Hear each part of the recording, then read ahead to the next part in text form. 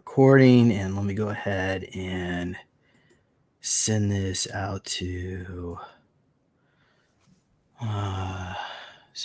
Facebook. And we're gonna call this,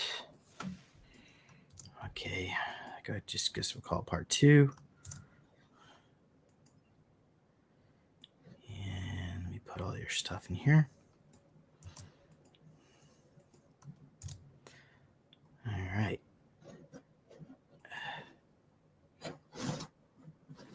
All right.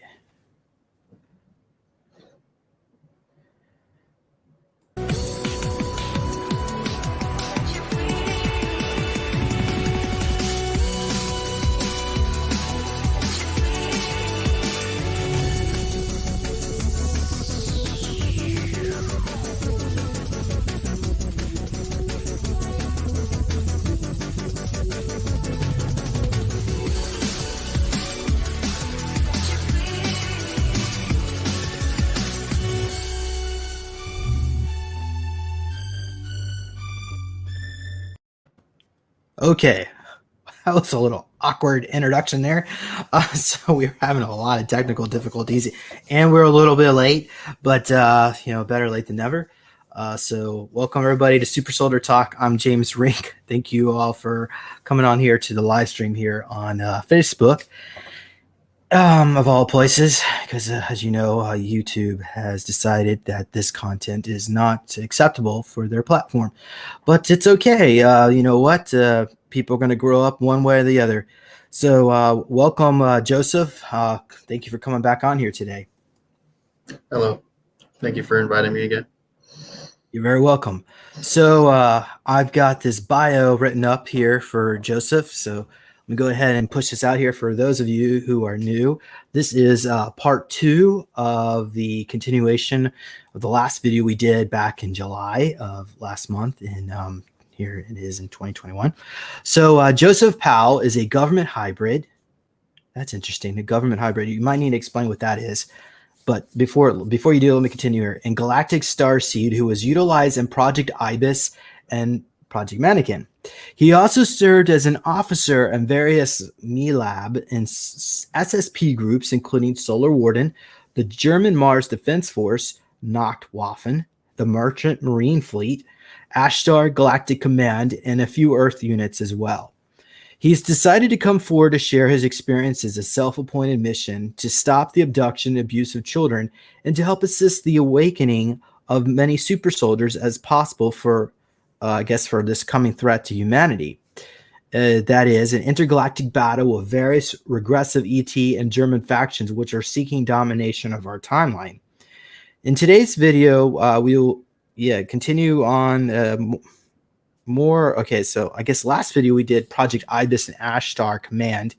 And so today we're going to go more into Joseph's childhood training exercises, which led up to, I guess this will be right after Project Ibis, as well as maybe we'll have some time to go more into his Ashtar Command experiences and some of his other off-world experiences, which I don't know if I think we might have to save that for another time. Then the more namely Mars Defense Force. But anyway, so without further ado, welcome Joseph to the show. Is there anything else you want to add to that bio? No, that pretty much covers it for now. Okay, great. All right, so listeners, for those of you who are on Facebook, if you do have some questions, you are welcome to go ahead and put it into the chat there, and I'll be able to see it when it shows up. So let's go ahead and you know what? How about we let's start off with the Max Spears content, because some people were actually commenting on Rumble, where, by the way, these videos are all going to end up being put, about how Max Spears actually died. And someone actually was just commenting today about how I think you said Jaco, yourself, and was it Prince, James Casbolt? So no, who it was I have a photo of it. they were the unit that I served with, that was a branch off of Project Ibis. But it was Michael Jaco was a part of that unit. Max Pierce's clone was a part of that unit. I was a part of that unit. Max Pierce's clone was the one leading the actual unit itself. And then there was Anthony Zinder was a part of that unit as well. And I believe Johan has an altar that was part of that unit, if I remember correctly. But dealing with that, basically what had happened was those altars got together and they believed that he was considered a traitor after what had happened, dealing with James Casbolt when James Casbolt was public, and releasing the information that he was releasing about Project Ibis. And yeah, so that was pretty much the unit itself.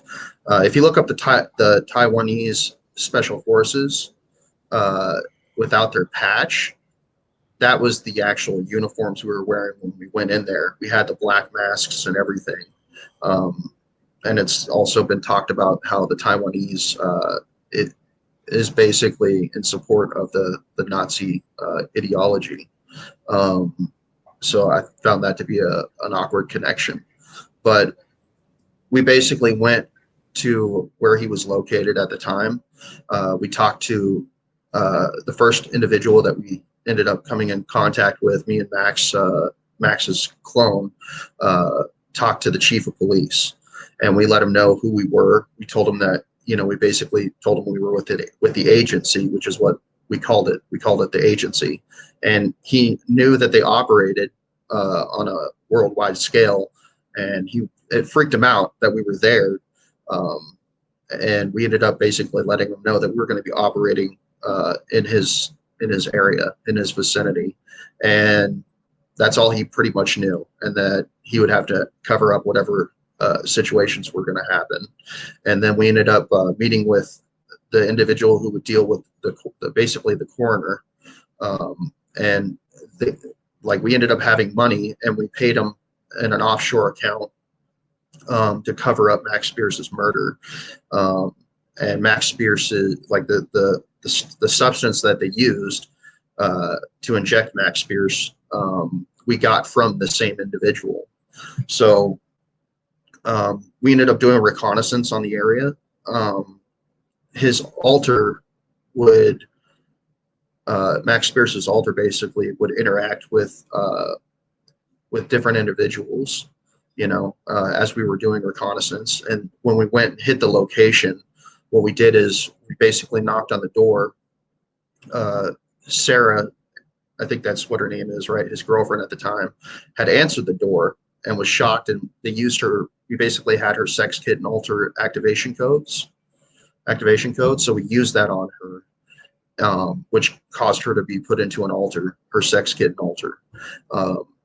And she was basically doing what a sex kitten does. And, we basically ordered her to stand there, because she was trying to do stuff. So we ordered her to stand there by the door and told her that would be what would turn us on. So she did that, because that's how sex kittens work. They do what they're told.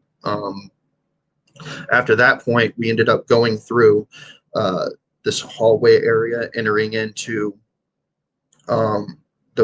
this living room that he was in, and he was asleep, laying on this couch, and it had like that French stuff that goes on most furniture and stuff.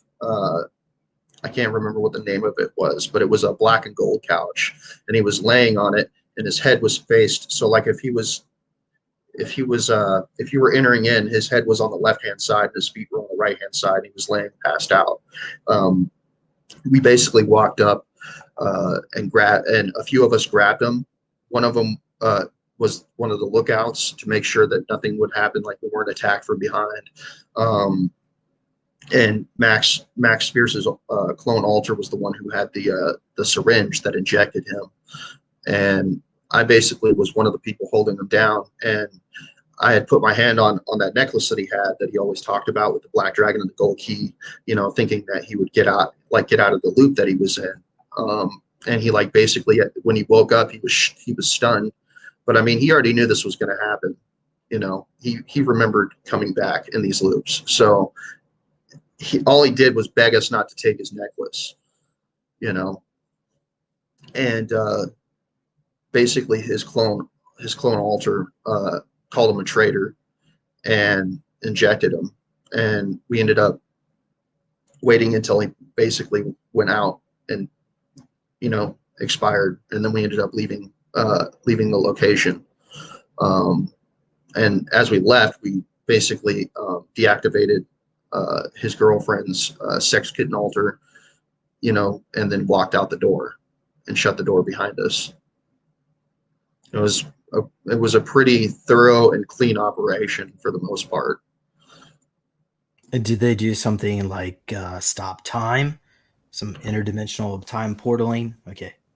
No, we just went in like a normal unit, like a SWAT team, basically, except for we didn't have to kick the door in or anything like that.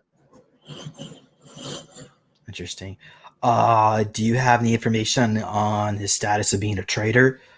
Why would his own alter kill himself? Like, basically, they perceived that he was betraying, like, James Casbolt, and it just dealt with what he was doing publicly. They saw him as a traitor and that he was interfering in what was going on, and they took it upon themselves to basically take him out. Do you have any information on what exactly Casbolt didn't like about Max? We can. I mean, he was pretty public about what he didn't like. I mean, you can just look up his interviews. I mean, yeah, well, but Casbolt. Okay, I mean, he was also had me on the same list too as the Tick. But curiously, right before he went to being sentenced, he actually did contact me, and we talked for about an hour or two, and he didn't bring anything up. So I think maybe he just had me on the list, maybe because he felt that I was not close enough to him or not, or didn't support him. I try to stay neutral. I mean, that's almost impossible to do when you got people want to kill each other.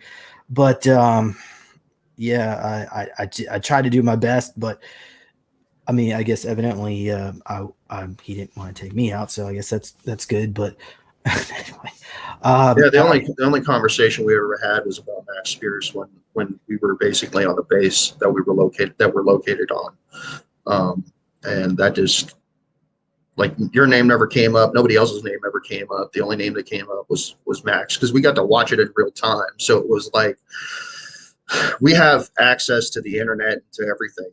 It's just we're not allowed to leave the base. That's pretty much it, unless we're going on operations. So we can see the news and all the other shit that goes on a daily basis.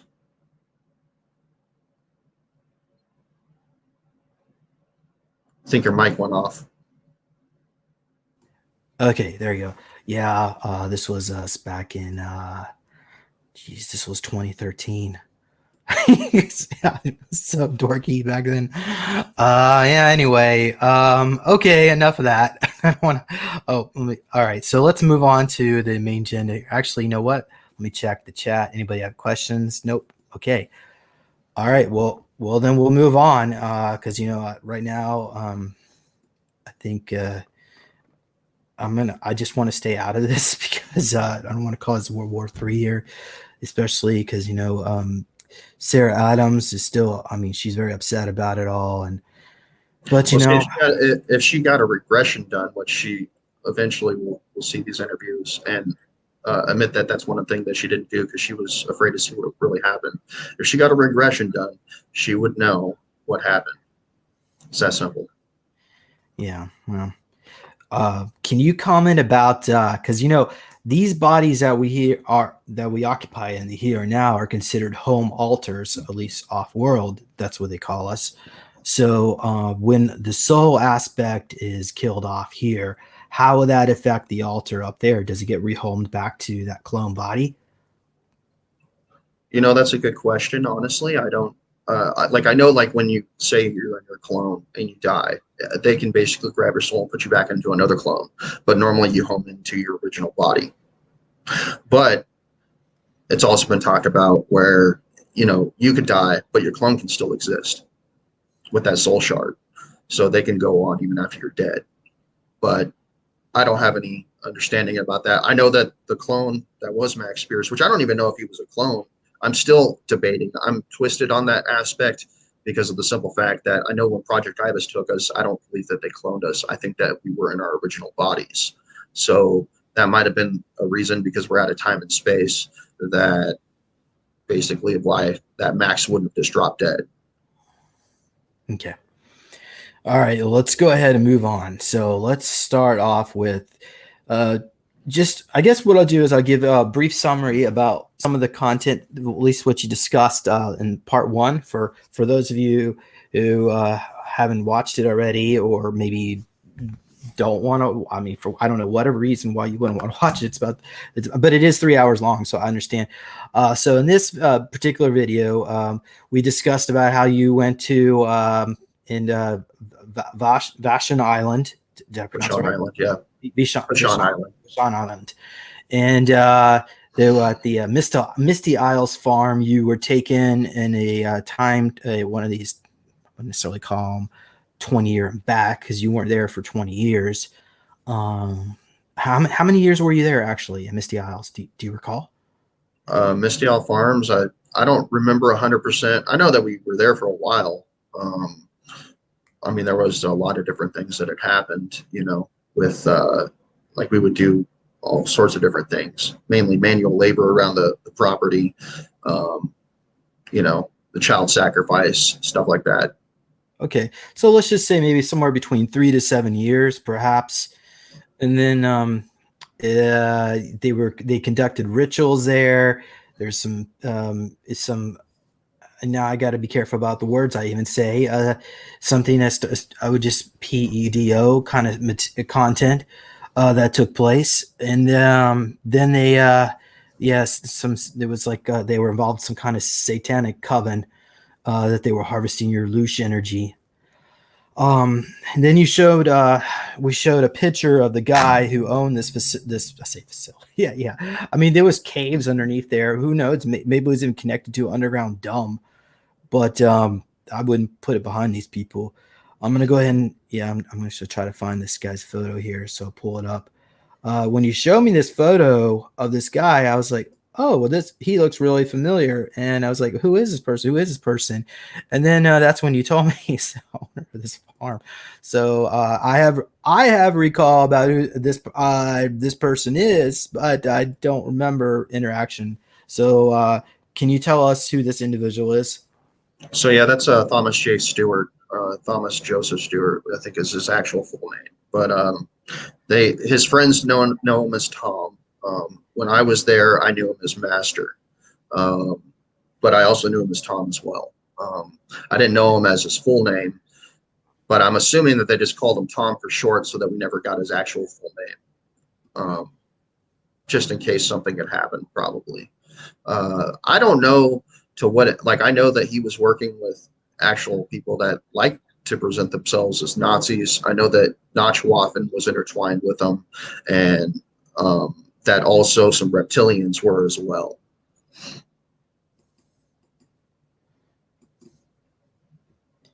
Oh, okay. Thank you. All right. So let's go ahead and take that off. All right. So from there, I'm just giving you a real rough synopsis. So that was, I guess, what you call Project Ibis. Now, I always thought Project Ibis, at least according to James. Project Ibis was separate from him. That was a whole Okay. separate group. That makes sense. Okay.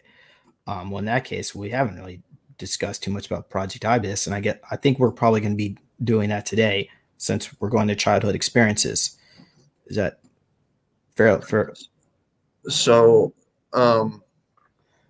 like there was different things. Like most of what I covered for Project Ibis is pretty much the majority of my memories for the bulk of it in the last one. And like the closest, most recent stuff that I had recall of was them killing him, killing Max Spears, but that was pretty much it. I haven't gotten any more recalls from that. nor have I done any regressions to do any of that either. That's just been all flat, like memory flashes and stuff that came to surface. Um, I think like there's like, because I have other alters and stuff, but it just, you know, yeah, that was his second wife. She was there when I was there. She was like a teenager. I think she was like 17 at the time. And he basically was grooming her to be his other, like a second wife. Yeah. Okay. So this was your Project Ibis, where they had you in correct in a cage, in a carriage here. Yeah, they had us in cribs inside a room. Yeah, individual cribs. Like there was only one crib in that room. And then we had they would have a screen here with different animals, would subliminal messages would show up of animals, and like you had the queen. Here's the queen, and then the word maybe obey or mother would show up. So yeah, so like they would show the queen mother, then she would morph into a like she basically they would flash a wolf, a photo of a wolf. Like I don't remember ever morphing into a wolf, but they would flash a wolf, and then after that it would say mother on the screen, um, and then it would just like go back and forth, and then like they ended up doing a situation where they flashed like the Third Reich, like basically Nazis in black uniforms marching, doing the Third Reich, and then they would have words flash that said "1,000-year Reich" and stuff like that. You know, basically they were programming us to basically be the foot soldiers to take over the planet and kill people. Yeah. All right. And then from there, went into Ashtar Command. And I guess I should probably go quickly into something here. So these experiences almost took place. I mean, they took place outside of time, where you recall from your perspective, you are just. It almost looks like you were 12 years old, and this maybe 8 years old. Okay, so let me pull this one up. So you were 8 years old at your home, I guess in Arizona, and then Where hold on, you mean when I was getting trained as a yeah, kid? yeah, No, that was in California. I resided in California. I lived right off the freeway in a two-story house that was built by my stepdad. And basically, I went to the school. It was called the Desert Adventist Academy. Um, and I went there from like first to third grade. And yeah, there's a photo. It says the name of the school and everything. That teacher, her name was Lisa Oster. She's dead now. this lady over I have here. memories of that. Yeah. So basically, what had happened was this lady. I was walking around in the classroom, and she called me over. She was my teacher at the time, and I sat down, and she started talking to me about like about what I felt about the military, and you know, I told her that I love the military because of the simple fact that I've had family that served in the military, and she started talking about how her brother was in the Navy. This is what she said, that her brother served in the Navy. And I was like, what's the Navy? And she was like, oh, they're a branch of the military. And I was like, oh, that's cool, you know. And then she started to discuss that her father was a part of the CIA. And I was like, what's the CIA? And she basically stated that they did morally ambiguous stuff, was the way that she presented it to me, and that most of it was classified, but it was for the greater good of humanity.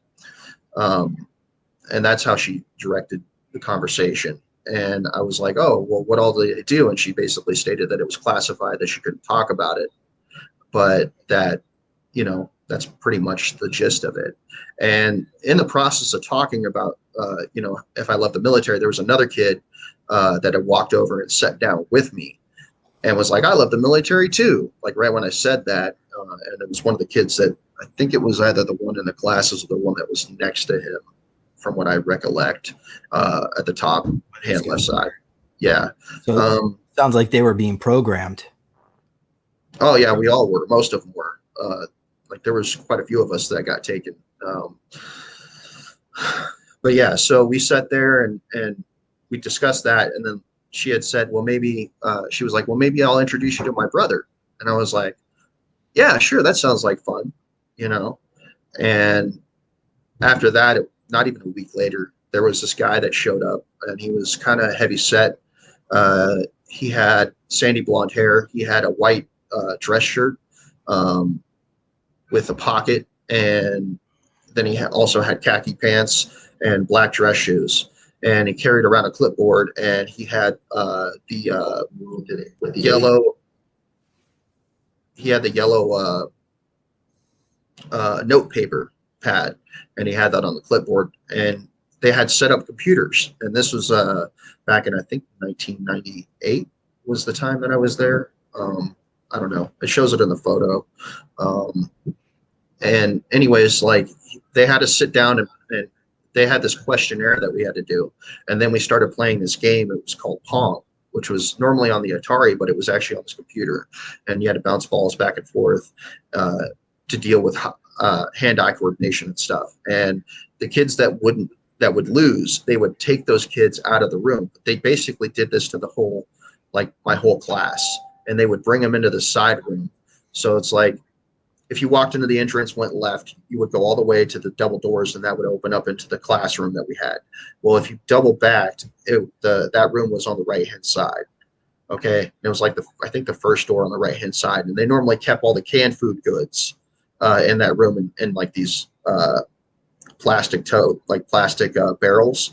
But they ended up turning it into like a computer lab, and this is when computers were like extremely expensive and brand new. Like, I mean, they had been out for a while, but they were still like not normally had in schools for the most part. But they set up, some of the brown fold-out tables and like put these computers out. We played these games. Eventually, they weeded out most of the kids that couldn't keep up. And then once they got to a certain point, they started having us, and they narrowed it down to like almost about 8 kids, give or take. They started having us close our eyes and play with our eyes closed. Which at the time I didn't understand. Now I do. I mean, they basically were trying to see if we could psychically see through with our eyes closed and stuff. And I had a problem with keeping my eyes closed. So what they did is they had, the regular tape that they have in school. What they did is they took that tape, and this instructor would tape our eyes shut, if we couldn't keep our eyes closed. So sometimes he would tape my eyes until I got used to having my eyes closed. Once they weeded out all the kids that weren't going to be in the program, a part of this, and it was they called it an aptitude test.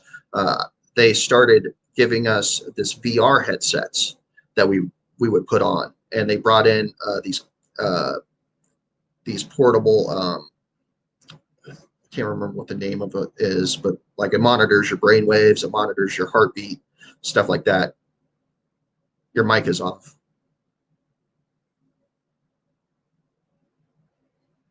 EEG.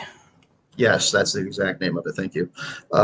They brought in those and they hooked us up and stuff like that so they could monitor us. And we would put these headsets on, and they started showing us images of being like kicked off a cliff, pushed into an ocean. And when we would get pushed into the ocean, he would walk around with a spray bottle and spray our faces slightly so that it would like represent us, doing that. And then in the middle of that, they would have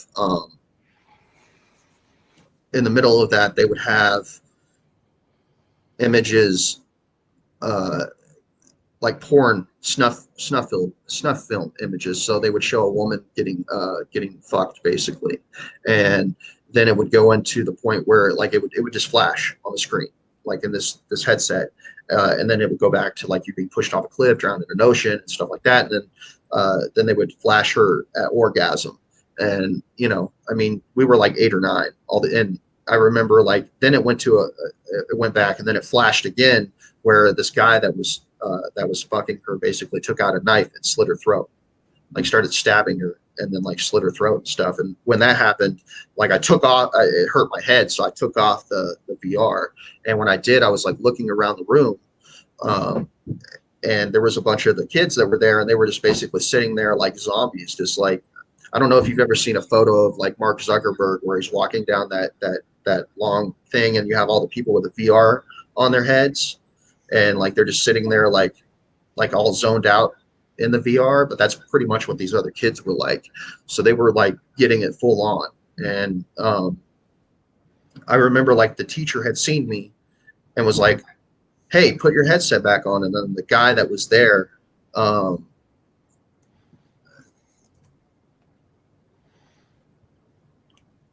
No, these guys don't have headsets on them.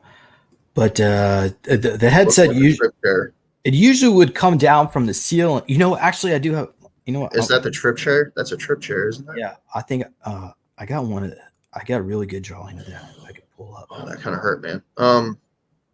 But yeah, so uh, anyways, like we were just in a classroom setting, and like the guy that would walk around and take notes and stuff, he walked up and was like, "Hey, put your headset back on right now. You don't want us to tell your parents that you're not doing what you're told, you know." So they would use like the fear of your parents and stuff to get you to obey, you know.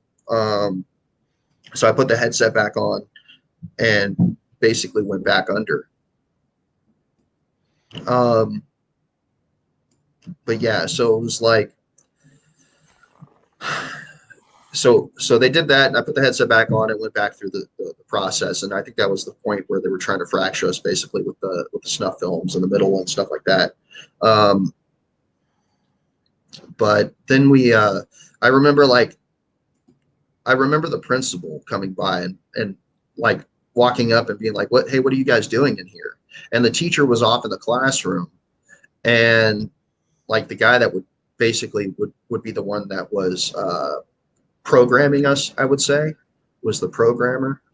Basically walked up and was like, "Hey, hey, hey, don't worry about what we're doing in here," and like literally like looked at him and started going, "Hey, hey, pay attention," and snapped his fingers, and like the principal basically was like, uh, and just went into like, I don't know if he had an altar, if they like basically already broke him, but he basically went into an altar and just did what he told him after that. It was like, "Don't worry about what's going on here. Turn around and go back to your office."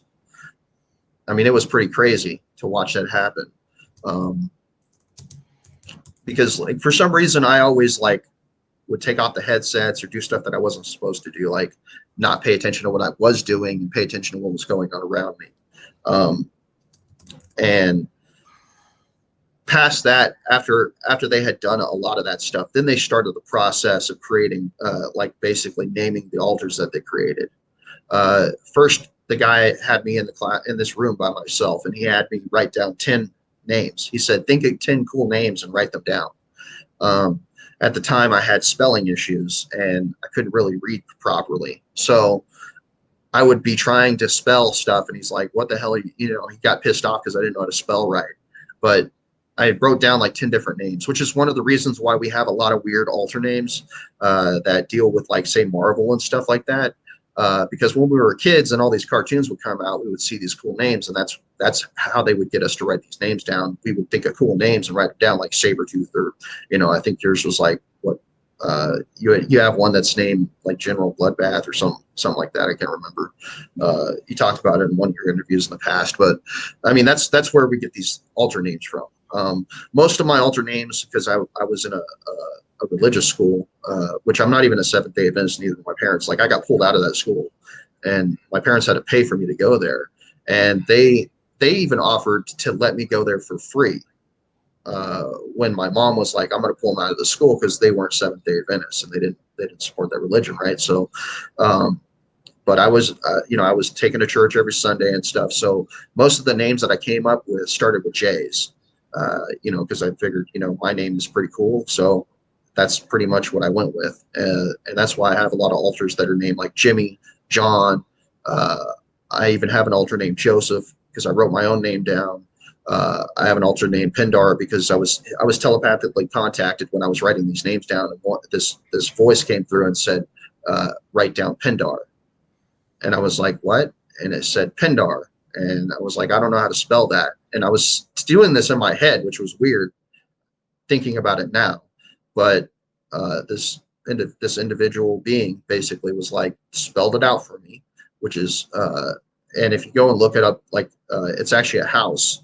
It was a noble house, but it's spelled Pendar. And I ended up writing that name down. Also, another alter's name was Jonah. And then I think I think I got John. I think I said John. So I wrote down like 10 different names. And I remember, I think I tried to write down Sabretooth, and like he wasn't very enthusiastic about that. But when he read off Pindar, it freaked him out, and he was like, "Where'd you get that name from?" And I was like, "I don't know." I didn't tell him what had happened, but I was like, "I don't know." Just it came to me, and he was like, he wasn't very enthusiastic about that. It really did freak him out though, and he ended up going with it, and This is your Pendar altar, right? yes, yeah, that's one of my Pindar altars. There's also one with him sitting on like a black crystal throne as well. But yeah, So um, black goo, black you crystal. know, I don't know for sure. I just know that it feeds off the energy of the planet and like turns it into a negative energy. And whoever sits on the throne on this black crystal throne, it basically feeds into them. They feed off of it, and it's like very uncomfortable to sit on because I remember like being like I remember trancing out when I came back later, and like I ended up fighting this altar in his mind, and I basically defeated him, and part of that deal was I got to be in the body for 15 minutes, and I got to basically interact with the guy because there's a guy that basically he talks to, and this guy goes around to all the bloodlines and delivers the message of what's going to happen, like what their next move is. Um, but yeah, so I mean that was a pretty weird situation.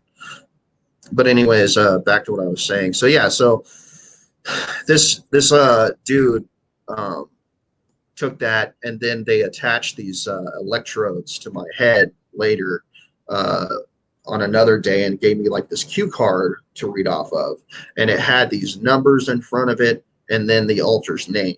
And I remember having to read off of it. If I didn't do it right, he would electrocute me. So he would electrocute my temples, and like I remember freaking out because I didn't understand why he was doing this stuff. And um, I remember asking him why. Why do you keep doing this? I don't understand. And he would just shock me when I would ask questions. And he would be like, read off the cue card. That's what I told you to do. And I ended up having to read off this cue card, and he would still shock me anyways. So it was like a really fucked up situation.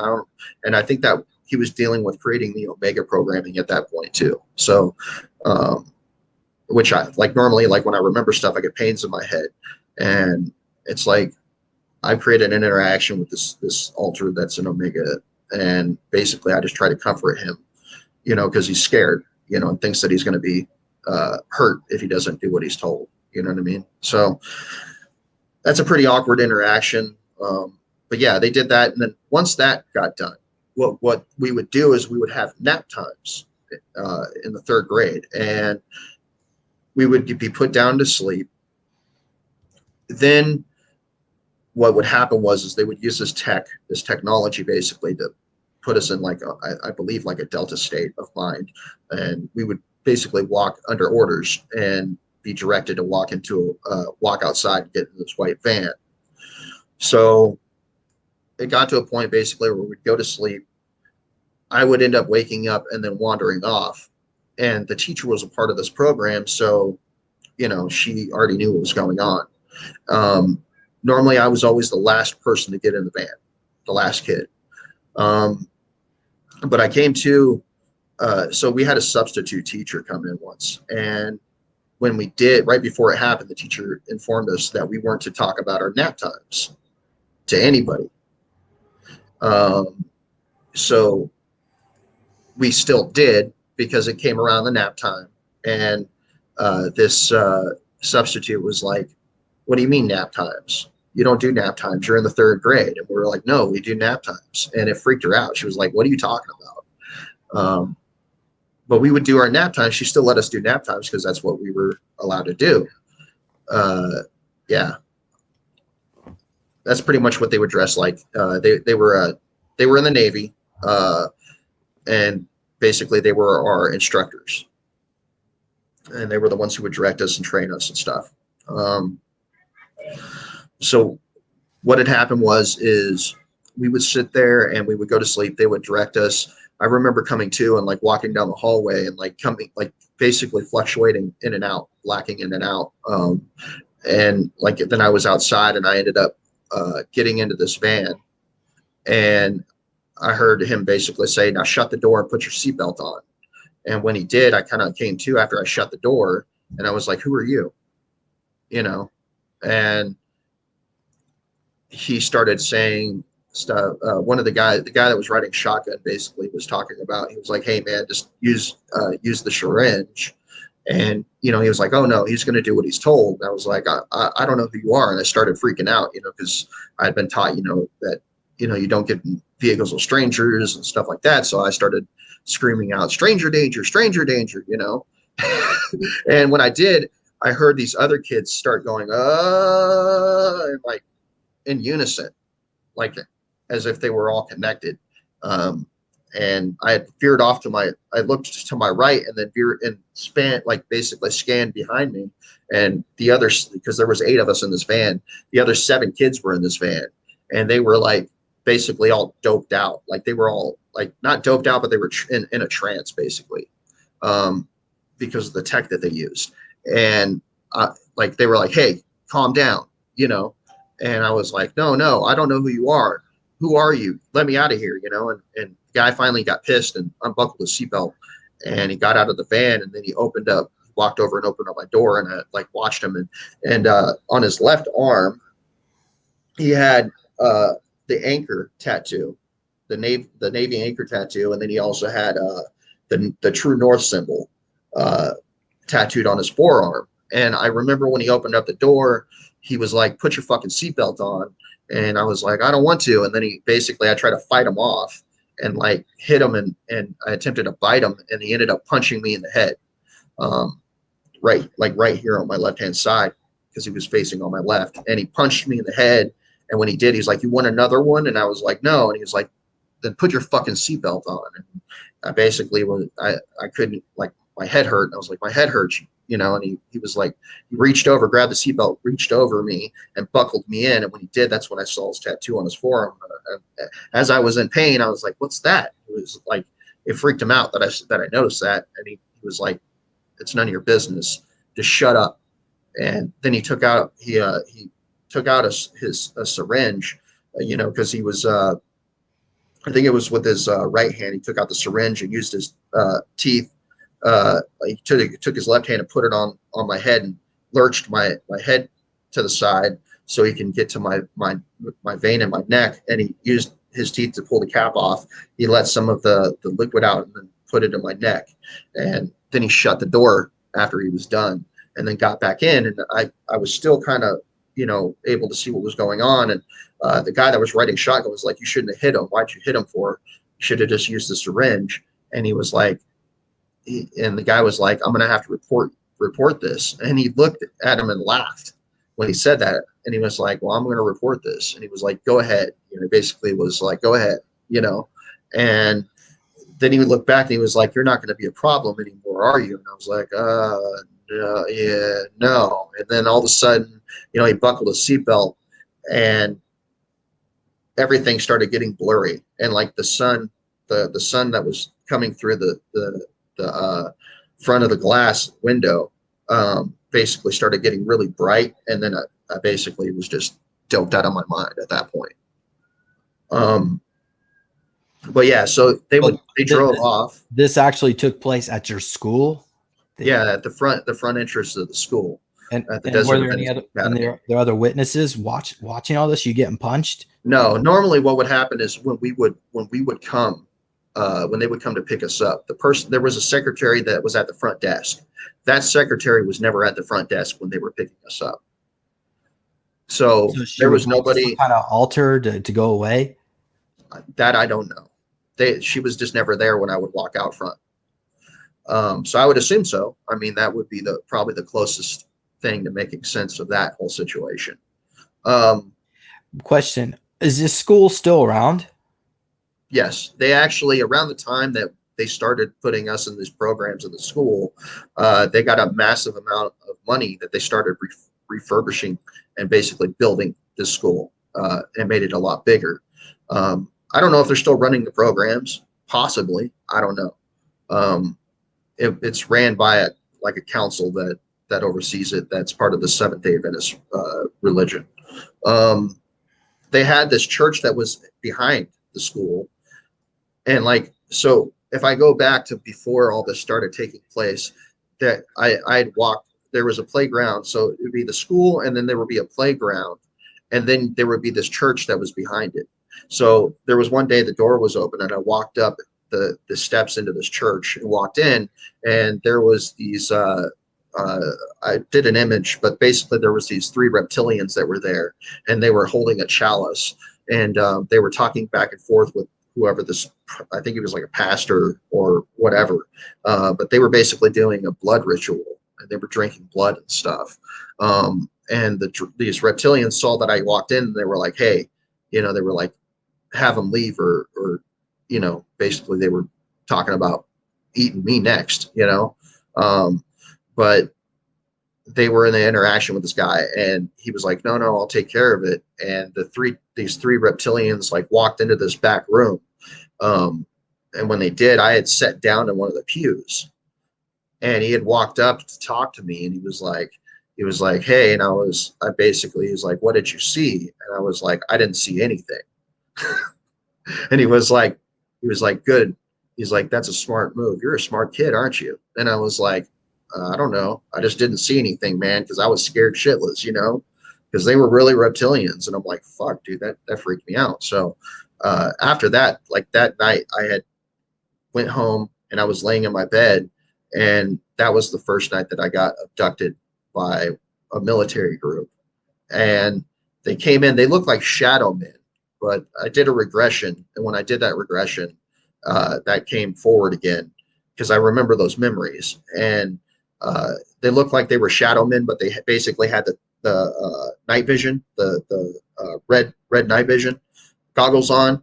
And they basically came in because I lived on the second floor in this 2-story house, and like you could go in, you could walk up the staircase to get to the back, to get to the sliding glass doors. So it was like my sister's room, like my parents' room, then my sister's room, and then my room. And they basically walked in through this, like opened up the sliding glass door and walked through. And they came in, I think there was like 3 or 4 of them. And they basically came in and abducted me that night after I had seen those reptilians. Plus I had been abducted like before that by another ship. I can't really quite remember quite well. But they ended up taking me. I don't have any recollection of what happened after that. So that's all new stuff that I don't recall. But anyways, I mean, that was the interaction where they ended up deciding that they knew that I would be able to handle it, I guess. I don't know 100%, but there was another time where I tried to walk out, and the substitute had walked up to me and was like, where are you going? And I literally, when I would be questioned like that, anytime this was happening, I automatically would lie. And I don't know why. I would just have an excuse. So when she said that, I automatically said, I'm going to the bathroom. I'm going to the restroom. Yeah, those were the 3. They were dressed in like this monk outfits. It was kind of weird. So this was in a Christian church. Yeah, it was a Seventh-day Adventist church. And so these were like the clergy in that church, like shapeshift into their form, or no, these were just actual reptilians that were there, that were basically, they were sharing blood with whoever the pastor at the time was. I think he was like I can't remember what his name was, but he's still active. Do you remember the name of this church? I just know that it was, it's part of the Seventh-day Adventist school. Like it's a church and a school in the same setting. Oh, it's the same place. Yeah. Okay. They basically, like I said, during the time that we were being trained and stuff, they revamped that entire thing. Like it grew really big. It was a small school, and then like they basically refurbished it, like made it really nice. But yeah, so there, like as I was leaving, there was another time where I was leaving, and she had questioned me where I was going, and I was like, oh, I'm just going to the restroom. She was like, well, next time you need to ask, okay? You can't just go wherever you want. And I was like, okay, so can I go to the restroom now? And she was like, yeah, go ahead. So I walked into the restroom. So the restroom was the door that was right after the one that was on the right-hand side where we were being basically trained, like, broken and mind fractured, basically programmed. So I went into the bathroom, I waited a few, and then I opened the door to check. And when she walked off, I ended up going out of the bathroom, walking down the hall, turning right where the secretary's desk was, and then walking out the front doors and getting into the van. For some reason, like I was able to always like come out of, whatever they were doing to me randomly. It wasn't like they would put me in that state of mind, and then sometimes randomly I would just come out, you know. And I ended up getting into the van and shutting the door. And the guy was like, "What took you so long?" And I basically was like, "Oh, I had a problem, and I had a problem with the teacher that was there, and she wouldn't let me leave." And I turned around, and there was some of the other kids that were there were like coherent at that point, but they were normally in alters.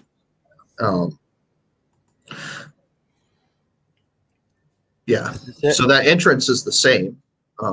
They just basically upgraded it. Can you hear me?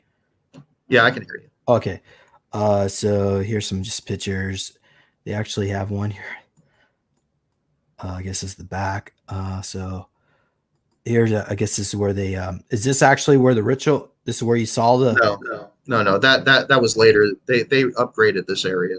That's a newer area. The one I'm talking about was way smaller. They don't have photos of it. But the people that were involved are probably still here. Some of them, yes.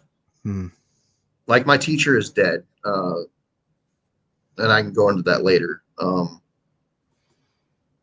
But yeah, that front entrance is the same as when it was when I was a kid. Wow. Okay. But yeah, during my third grade time, like they were in the process of like doing this, like building and stuff like that.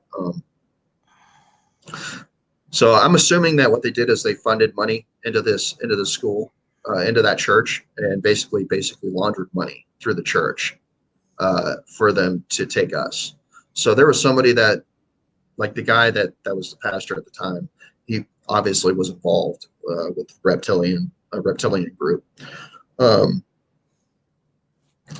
But yeah, so that was pretty much the gist. And I ended up getting in the van. We ended up going to what's known as Randall Park Mall, which has been demolished at this point. But if you go and look up the history, they shut down the internal guts of Randall Park Mall around that time that we were going there.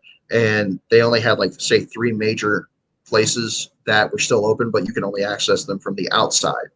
So you would go from the outside into those locations, like say, I think it was like JCPenney's or Ross or one of those.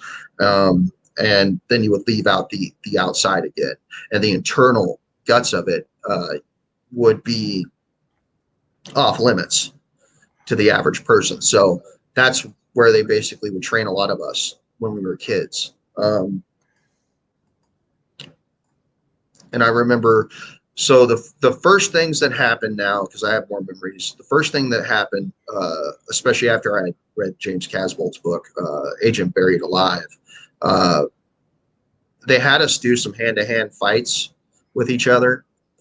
And in the process of that, after you either won or lost, it didn't matter. They would hand us kittens, and they would see if you would kill the kittens. They would order you to kill the kittens and stuff. And I remember the person that I fought, he beat the shit out of me. He had a lot of anger issues. And like when I was dealing with him, I could sense that his father was very abusive to him and would beat him and stuff. So he beat the fuck out of me. And it was in another part of the mall, and they had seating. I don't know if I had photos of it on there or not. I don't think that I did, but I have them in a separate file, I think. Anyways, they were all sitting there. There were individuals that were up top that were sitting there, and the instructor that we had was standing on ground level, and he would be the ones who would hand us the kittens. And if we killed the kittens, we would basically be activated for the assassin program. The individual before me didn't kill the kitten. The one right after that, I was brought up, and because I got my ass beat, I was like, who's this kid? He beats my ass, but he can't even kill a kid, like my upraising was pretty fucked up. Like my stepfather was pretty brutal with animals and stuff. So animals being murdered in front of me was not an irregular situation for me. So when he handed me the kitten, I was so angry that I ended up killing the kitten in front, like just basically executing the kitten. So I stabbed the kitten in the head. Um, when I did, the the individual instructor that was in front of me was like, "Did you just do that because the other kid didn't?" And I was like, I didn't really say much. I kind of was a little upset because it was true, like he didn't do it. And I felt like if I did it, that I would be more accepted. And there was voices from up top that came from the left-hand side from the individuals that were sitting in the seating area that like in the middle. Cause like, so you had a walking area and then like it would come to a stop and you had this area where you could sit and then you would walk up further. Okay. To get to the second floor. But these individuals were like, he's passed, just put him in the program. It doesn't matter.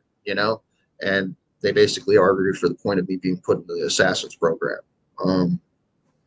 That was the start of it, but they still trained us on site. So after that, we would start doing stuff like PT, physical training. We would dress up in what looked like the Vietnam green uniforms. And like we'd have black combat boots and white t-shirts and stuff, and we would run around these courses around this mall and stuff and do exercises and stuff like that. Later on, they decided to start doing what I would say was like battle royales, and they gave us these like rifles, and they like basically I put together a thing where what the body armor kind of looked like for the most part.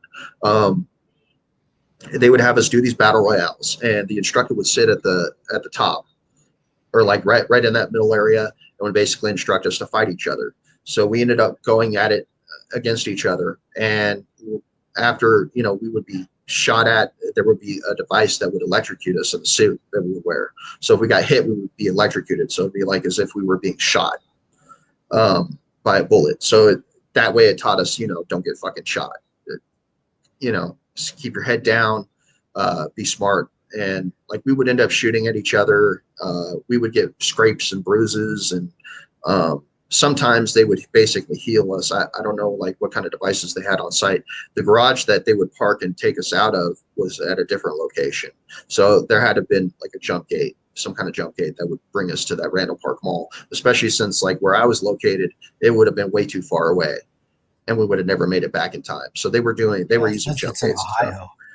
Now you were when we were driving, right? Because I would come too sometimes, and eventually they would put a black bag over my head because I kept coming to when they were driving us, and they got tired of just drugging me and stuff. So they ended up putting a black bag over my head so I could see what was going on. But I remembered it was right after the fact that I started saying, "Hey, LAX," because we got off of the freeway. We would take the freeway and then we would get off right before they hit LAX.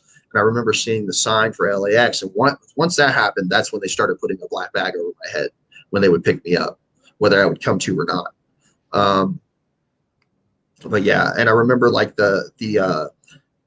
we would go into the garage of this place where they were parked, and it would take us down to below ground level, and then we would park in there, and it was like an abandoned garage kind of. And then from there, I think like that's where we would do our PT and stuff like that in that area. And then from that point, they would jump us later to Randall Park Mall. When we were at Randall Park Mall, we would do our battle royales and stuff. Eventually, they decided to, like, the instructor was like, "Okay, you guys are going to team up, so figure out, like, start building the team, start working with others." So we ended up coming, like as we were doing these battles, we built our own teams, and I was a part of this. Like I ended up. This right here is where the underneath this building is where the jump gate is near LAX. LAX is like literally right over here, over in this direction. So I don't know if any of this looks familiar. I mean, it's probably all changed since you were put on here, but over. Gosh, this thing. If you come over here, there's a I think Lockheed. Yeah, hold on, wait, go. Whoa, so this is back. Here's the Boeing building. Go back. Stop right there. Yeah, right there. in this parking deck here. Yeah, that looks familiar.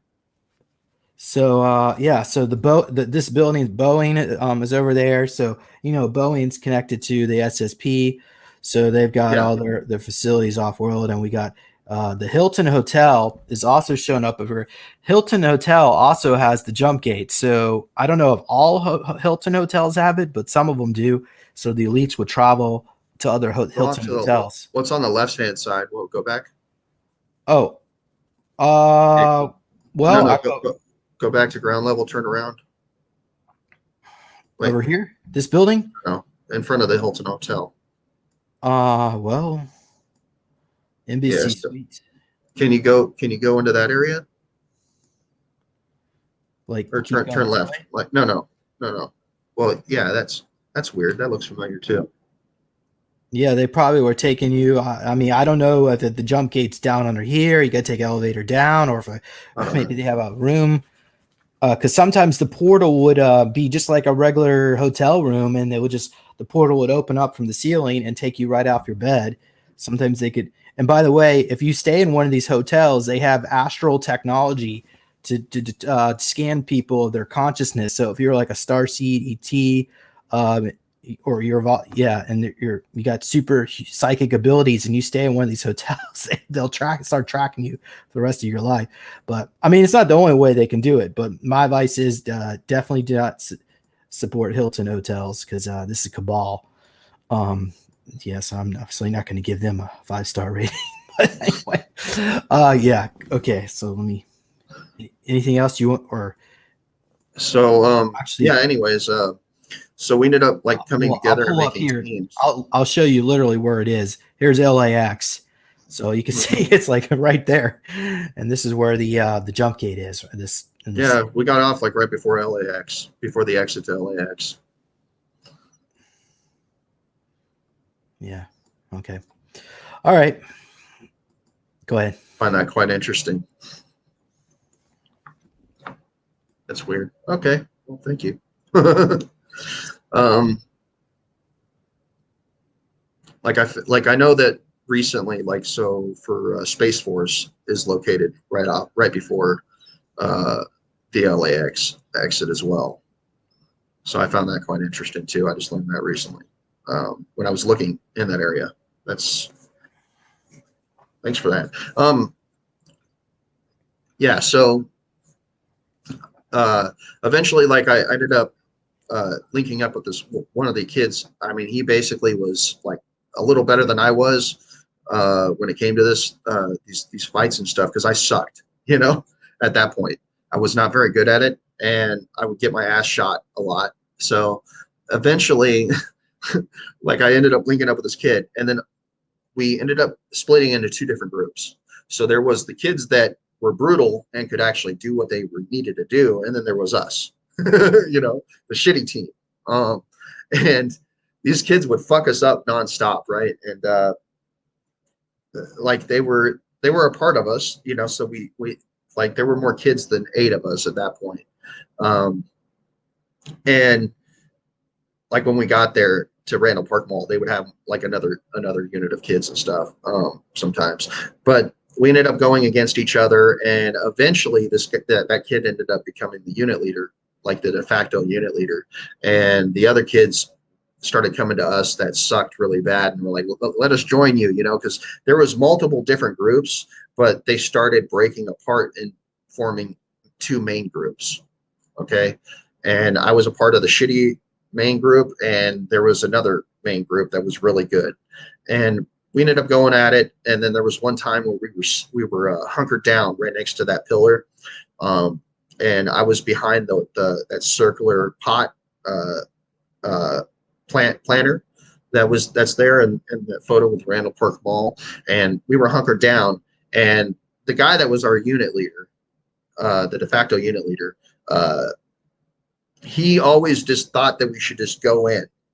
Never had any tactics, nothing. Just, oh, let's just go in. And we always got our ass kicked. So at one point, what they were trying to do is get us to link up telepathically and create a hive, like a unit hive mind.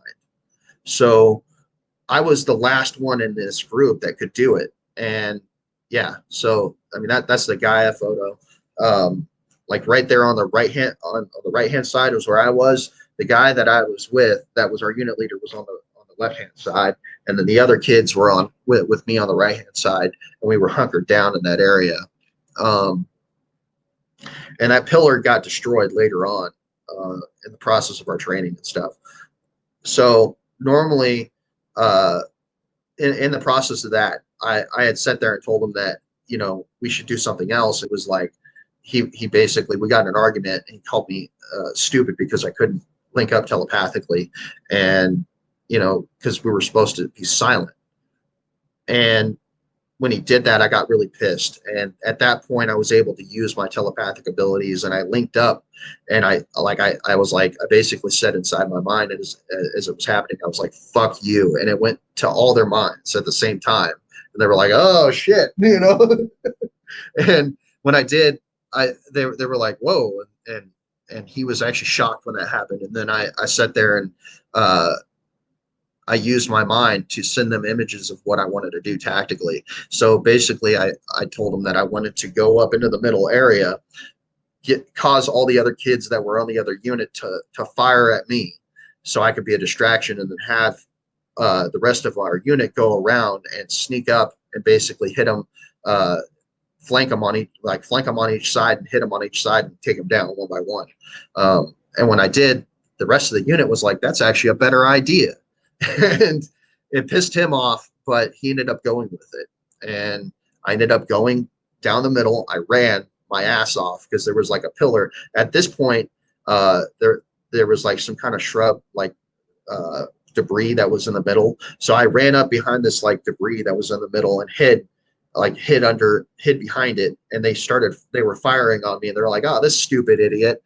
They were like, "You guys never learn." They were like bantering and shooting at me. And when they were, I was kind of like just hunkered down, hoping that I didn't get shot, because I can just imagine getting shot repeatedly while it electrocutes you. So I was like just hunkered down, hiding behind this thing, under cover, and all of a sudden I heard, "Ow, shit, ow, ow, ow, ow," as they were being lit up by the rest of my unit. And after that, the instructor that I had pulled me off to the second floor in one of the vacant one of the vacant units that were in the mall, and basically ripped me for disobeying my leader and not doing what I was told. And I basically let him know that my unit leader was a fucking idiot, and he didn't know anything about tactics. And when I did that, he was like, "Well, if you're going to be a unit leader, you can't put yourself in harm's way. Who's going to sit there and lead the unit?" And I basically told him, "Well, I mean, if you're not willing to fight on the front lines with your unit yourself, then what's the point in them following you?" And we ended up having a back and forth. Uh, and he was like, "Well, so you want to be the unit leader?" And I told him, "Yeah." And he was like, "Fine. For the next 2 weeks, you're going to be the one who's going to be in charge of that unit." And um, after that, I have like a little bit of fluctuating memories where I just like my alter John came out and started fighting, and he was really brutal and really good and efficient. Um, and I just remember like running up on one of the kids that was in the other unit, and like smashing his face with the butt of the rifle that we had, uh, and like busting his teeth out, and then like shooting the other ones. And like I became really good at what I was doing. Um, yeah. So if you Wow. notice that Yeah, I pillars was just missing, looking at the because pillar's gone. So yeah. So what had right happened here, was we right here. kept, for fun, we kept shooting at the pillar with that rifle, and it finally destroyed the. They were pissed when we did it too, but it finally like destroyed the pillar, and we got in a lot of shit for that, but it was funny. It was worth it. I'll just put it that way.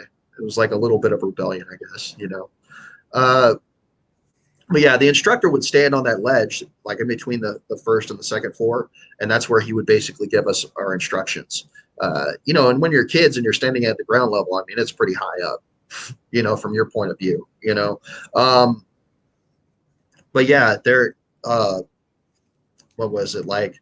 There, after we had fought and we ended up winning that one time, the other group that was there were older kids. They were actually older than we were, and they had shown like after that, you know how like when you play baseball or little league, everybody gets in line with their group and they come and like congratulate you. So that's what they did is they would have them basically walk through and we would shake their hands, and they sat there and they were like, "You guys just got lucky," you know, and they were like, "You guys got lucky." You know, they were like beginner's luck or some kind of shit because this is the first time we went up against like I think it was like the first or second, maybe the second or third time we went up against this group. Yeah, so that was basically the kids that were with me in the beginning. Question: were they using live ammo? No, it was like almost like a plasma kind of thing, like laser tag.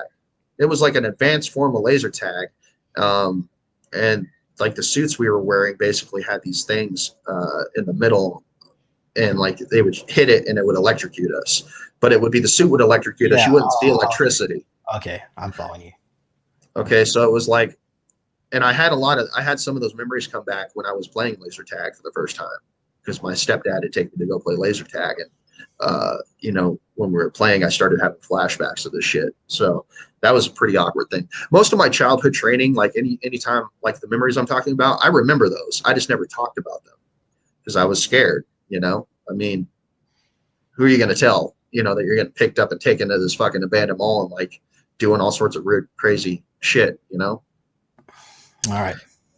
Um, but yeah, later on, so like later on, they would after they had done a lot of that, uh, the Joint Chiefs of Staff showed up one day, and they came down and they were basically evaluating our progress because the government is paying for that program. So they sat there and like I got to meet the Joint Chiefs of Staff from 2002. So this was right around that time frame. Um, yeah, so it was right around the time frame. So there was one guy that was transitioning out from 2001, uh, one of the military guys, and then there was another one that was replacing him. So they had like two people that served in the Marines, one that was an admiral in the Navy, one that was a Army. Was they were all 4-star generals. Yeah, so there's the photo of them.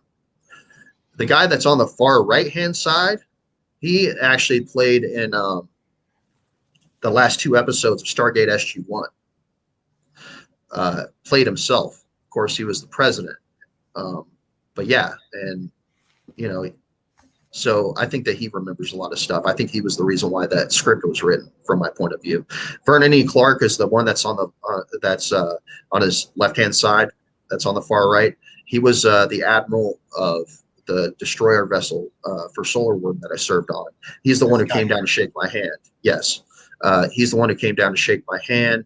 And the instructor that I had was like, "Sir, I don't think you should do that." And when we got to meet them, I had my telepathic abilities, so I read all their minds. And I remember him shaking my hand, and I read his mind a little. And then he basically said, I got, thanked us for our service, and shook our hands. And he still does that even today. But they all have alters too. Some of them. I've actually called him in real time and talked to him over the phone. This guy. He didn't believe me. Yeah, he didn't believe me. He thought I was either pulling his leg or I was high. And I was like, no, I'm not, And yeah, that was weird. When did you reach out to him? Was that like when you were in the SSP or? No, I reached out to him like when I first came out, like right before I became public, a little around that time. And I started the conversation with, I remember you and I forgive you, and he was like, forgive me for what? I was like, you don't remember my voice, and I told him, I kept calling him sir, and like my alter kind of was coming out a little, but for the most part, he didn't come out completely. But the guy that's on his left right here, I remember reading his mind, and he figured that he would get, he figured he would get his 5th star, that what he was doing would get him his 5th star. Okay. And So I don't know if this guy has an altar or not. I'm not 100%. I know the guy on his right. I know Vernon E. Clark does. Uh, I remember, um, I remember kind of reading his mind, the one that's in the middle, and then the guy that's on the that's so if you go from the left side, the third guy on the left hand side, right there, I read his mind, and he only cared about the guy that's on his left hand side and what his opinion was. Um, from his perspective. The guy that's on his left, I I mean, read this his guy mind. No, that's on his right. The guy that's on his left, right there. here. This guy, he was not enthusiastic about us being trained and used in these programs because he felt like it would backfire and that it was a waste and that they should be using military men. So he was quite unenthusiastic about what was going on. But yeah, so that was kind of an awkward situation, to say the least. Does he does this Admiral guy over here, does he remember being in Solar Warden?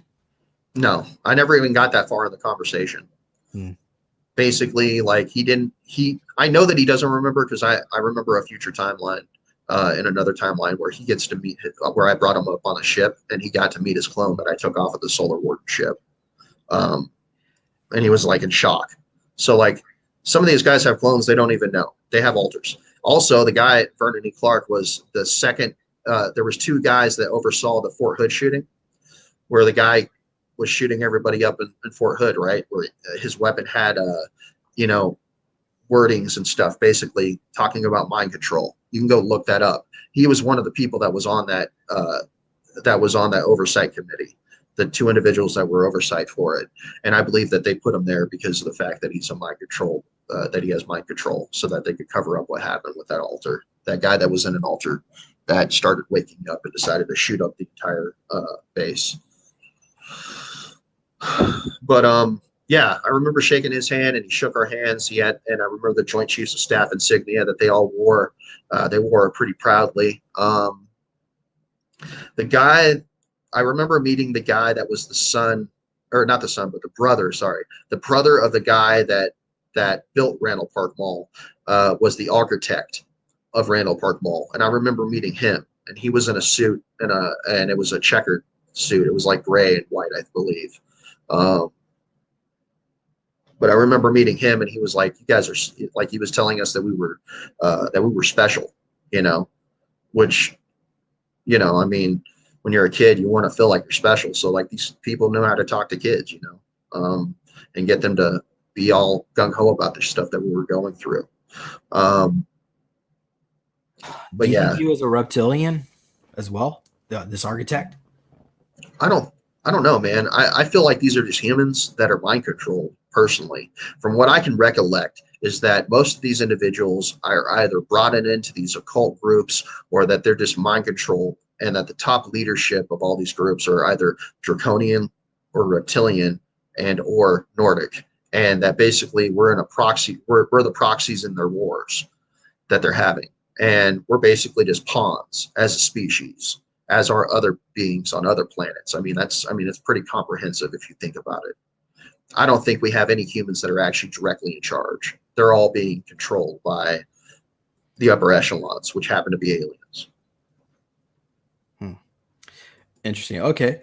Well, so where do you want to take this conversation next? So like I said, I remember getting trained. Like eventually, I got taken out of school. So like they would come to my house and pick me up in the middle of the desert.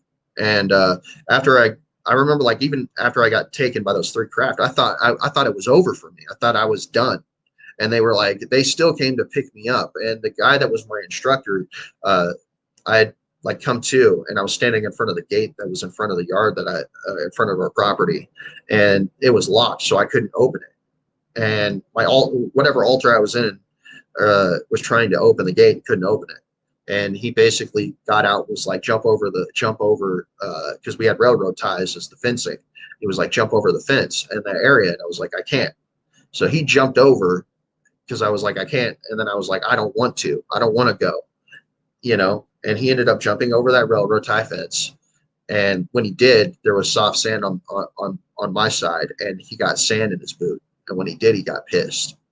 and he walked up on me, and and like we ended up engaging in hand-to-hand combat, because I wouldn't go with him, and he ended up overpowering me because he had more training than I did.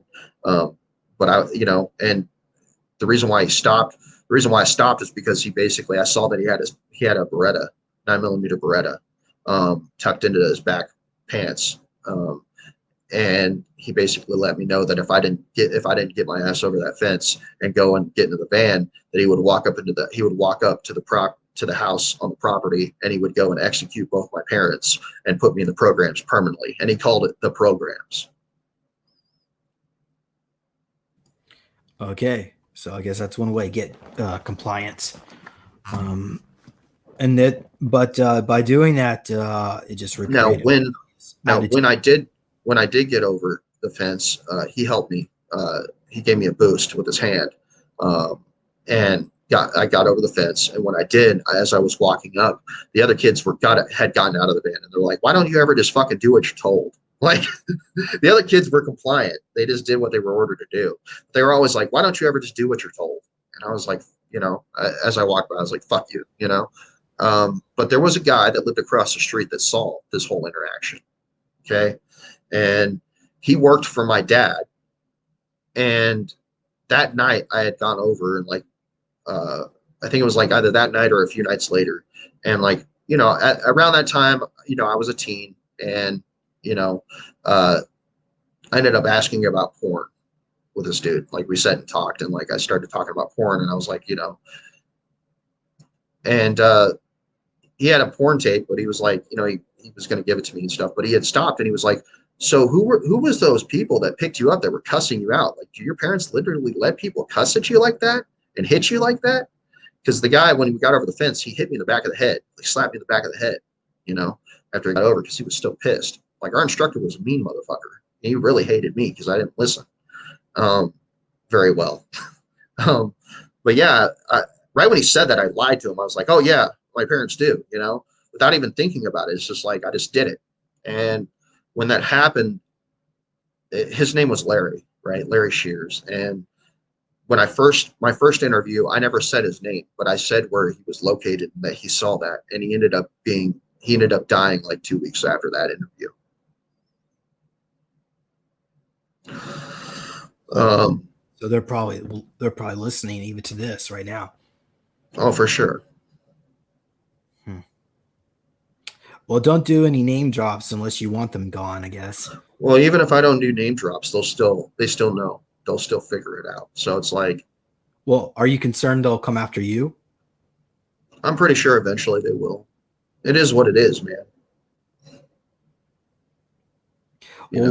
Why do you think like for instance, I mean, you're going public now, so why do you think they haven't done it already? Do you think they still have a use for you? Maybe they think you're recoverable.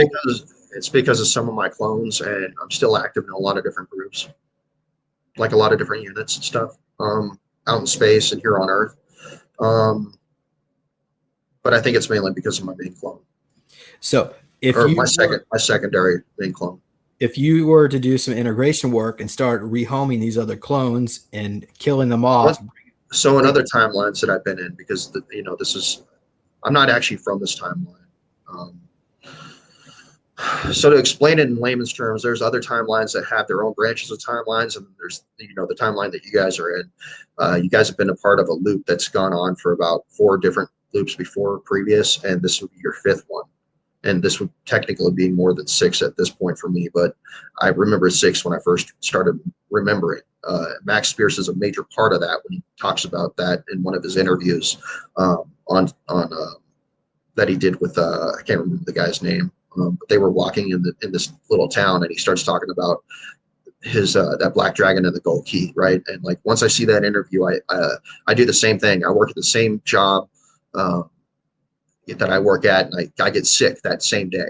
I end up like coming down sick, realizing it, and I start having flashes of memories of other timelines and stuff that I was a part of. But later on, once I start doing the integration work, and I actually go hardcore with the integration work, then they start coming around and start trying to threaten me. I have one dude that ends up showing up at my house. He's done it a few timelines, and basically, I do what I have to do to get him out. Um, it's going to be pretty funny. I hope it happens again in this one. What And about then the what normally about they sit in white vans and they sit outside of my house and monitor me.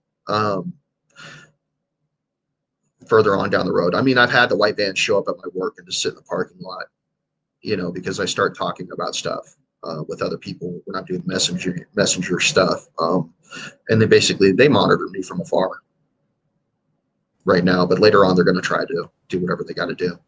It's not going to work out for them. okay, I'm gonna share my screen real quick here. Do the vans look something like this? No, they look like white vans.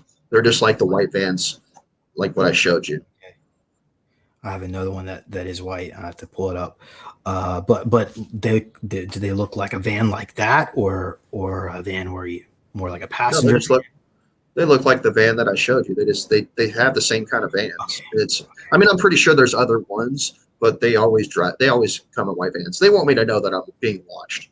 And when I start talking about this stuff, in privacy, when I'm not even on video with other individuals like us, when it deals with information that comes to, I start having this loud ringing in my ear. Sometimes it's on the left side, sometimes it's on the right side. Um, but yeah, so it's a pretty interesting situation, especially like if I end up meeting with you guys. That's when they normally start abducting me and stuff to find out like who the individuals are that are around me, what they're doing, who they're working for, stuff like that. All right. Well, let's go ahead and move on, I guess. So now we have. Why don't you explain the difference between, just briefly, without going, another hour into this? What can you tell us the difference between Project Ibis and Project Mannequin? What was the goal? I don't really know, to be honest. That's a good question. Do you have an answer for that? Well, I would just say maybe Ibis was maybe like the umbrella project, and Mannequin was maybe a sub project. Maybe Mannequin was maybe more focused on creating a total mind control slave, one that, yeah, and where Ibis maybe have other sub projects. That's my guess. I think Casbolt would be better off answering this, but he is not allowed to be anywhere near a computer. Whether or not that'll actually stop him or not, I think he could. Maybe if he could turn on his telepathic brain, we could get the answer. But you know what? Let's do some research on that and maybe follow up and see if we can get an answer to that later on in another interview in the future. And some of the timelines I've been in, I normally we talk later. Hasn't happened in this one, but normally I have you try to get me in contact with him, and I know that he video chats with me, and then we talk about a little bit of the stuff, and then he starts realizing who I am, and for the most part he doesn't really want to be a part of anything, from what I can recall, from my recollections of past timelines that I was a part of. All right. Let me share my screen real quick here. This van, I looked up the plate, CIA outfit. It's a Jack J. Lynch company. See, like I've seen a van like that, but it doesn't have any markings on it. And I mean, it's almost like cum. So I'm not quite sure what they're trying to. Maybe this is like some kind of programming they have. Because I was up people. I was part of different. Yeah, some of the projects I was involved with were MKC projects where they would try to trigger me to see if I would maybe my program is still took hold. But honestly, well, I guess maybe it did. I don't. You know what? I'm going to stop talking about that. So let's move on to something else. We got so the next question on the list is. You already answered this privately, but do you recall being Nelson Q552 Dumb? And that is in Nelson, British Columbia. Do you have any information on that one? No, but I mean, it gave me a headache when you mentioned it. But All right. Well, we could just let that stay in a little pocket in your head for the time being, and then when you're ready, we can move forward on that one.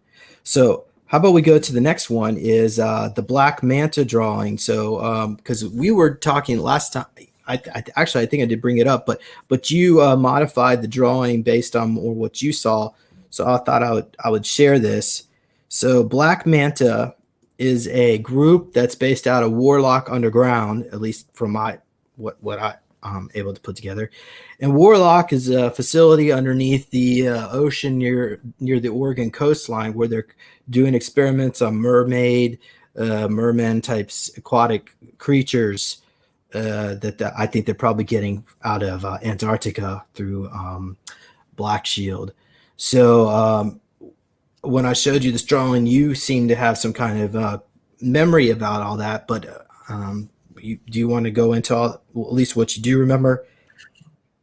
So it was like a little while ago. I was in contact with somebody who remembers me quite a bit, and they had brought up Black Manta, but I totally like forgot about it. They had talked about it 2 weeks before what had happened, but 2 weeks after that, like I ended up um, going to lay down to go to sleep, and I ended up like in basically backseating or what would be called piggybacking an altar um, that works in Black Manta. And I was walking around this room that had like a catwalk for a floor, and then it had like two clear seats that were in this room, and it was like empty, and it was really quiet.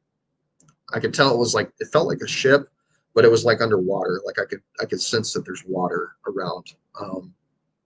It could have been the base, the Warlock base that you discussed from the information that you got. But I remember walking around, and then like I had asked mentally because I wasn't controlling this body. I was just like, what is this? You know? And I heard a voice that came back and said, Black Manta or Mantoid. And when it said that, I was like, wow, that's weird. So I tried to wake up, and I came to, and I woke up back in my room. You know, I was just sleeping on my bed, and I was still kind of tired, so I went back under, and then I went back into that body, and he had walked even further away. This clone altar that I have, uh, and it was like near where the door was, and he was still walking around. So he was like walking around and looking around. So I don't know really what he does on that base. I just know that he walks around. So I don't know if he's security or whatnot. But there's an individual that's public. His name is Mark Damasio, I believe, and he's done a few interviews now. But he remembers the Black Manta symbol, and that they had worn it. They had worn that symbol at Diego Garcia as well. So they get around, but I believe that they're actually part of what's known as the Black Navy. Um, the humans that are a part of this group, it's known as a Black Navy. Um, but yeah, so I think from the information that you got gathered, they were Nordics that were like evil Nordics or whatever that you would consider them, dealing off the human morality basis. They would be considered evil, I guess, because they're trying to create a aquatic humanoid Uberman, um, which would make sense from the stuff that we've been a part of. I just want to show people when we say words like Diego Garcia, like just give people an idea what that is. So it is an island in the middle of the Indian Ocean here, U.S.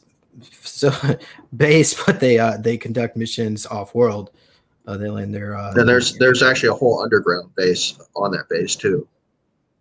okay. I wouldn't be surprised it stretches miles out into the ocean all around in here.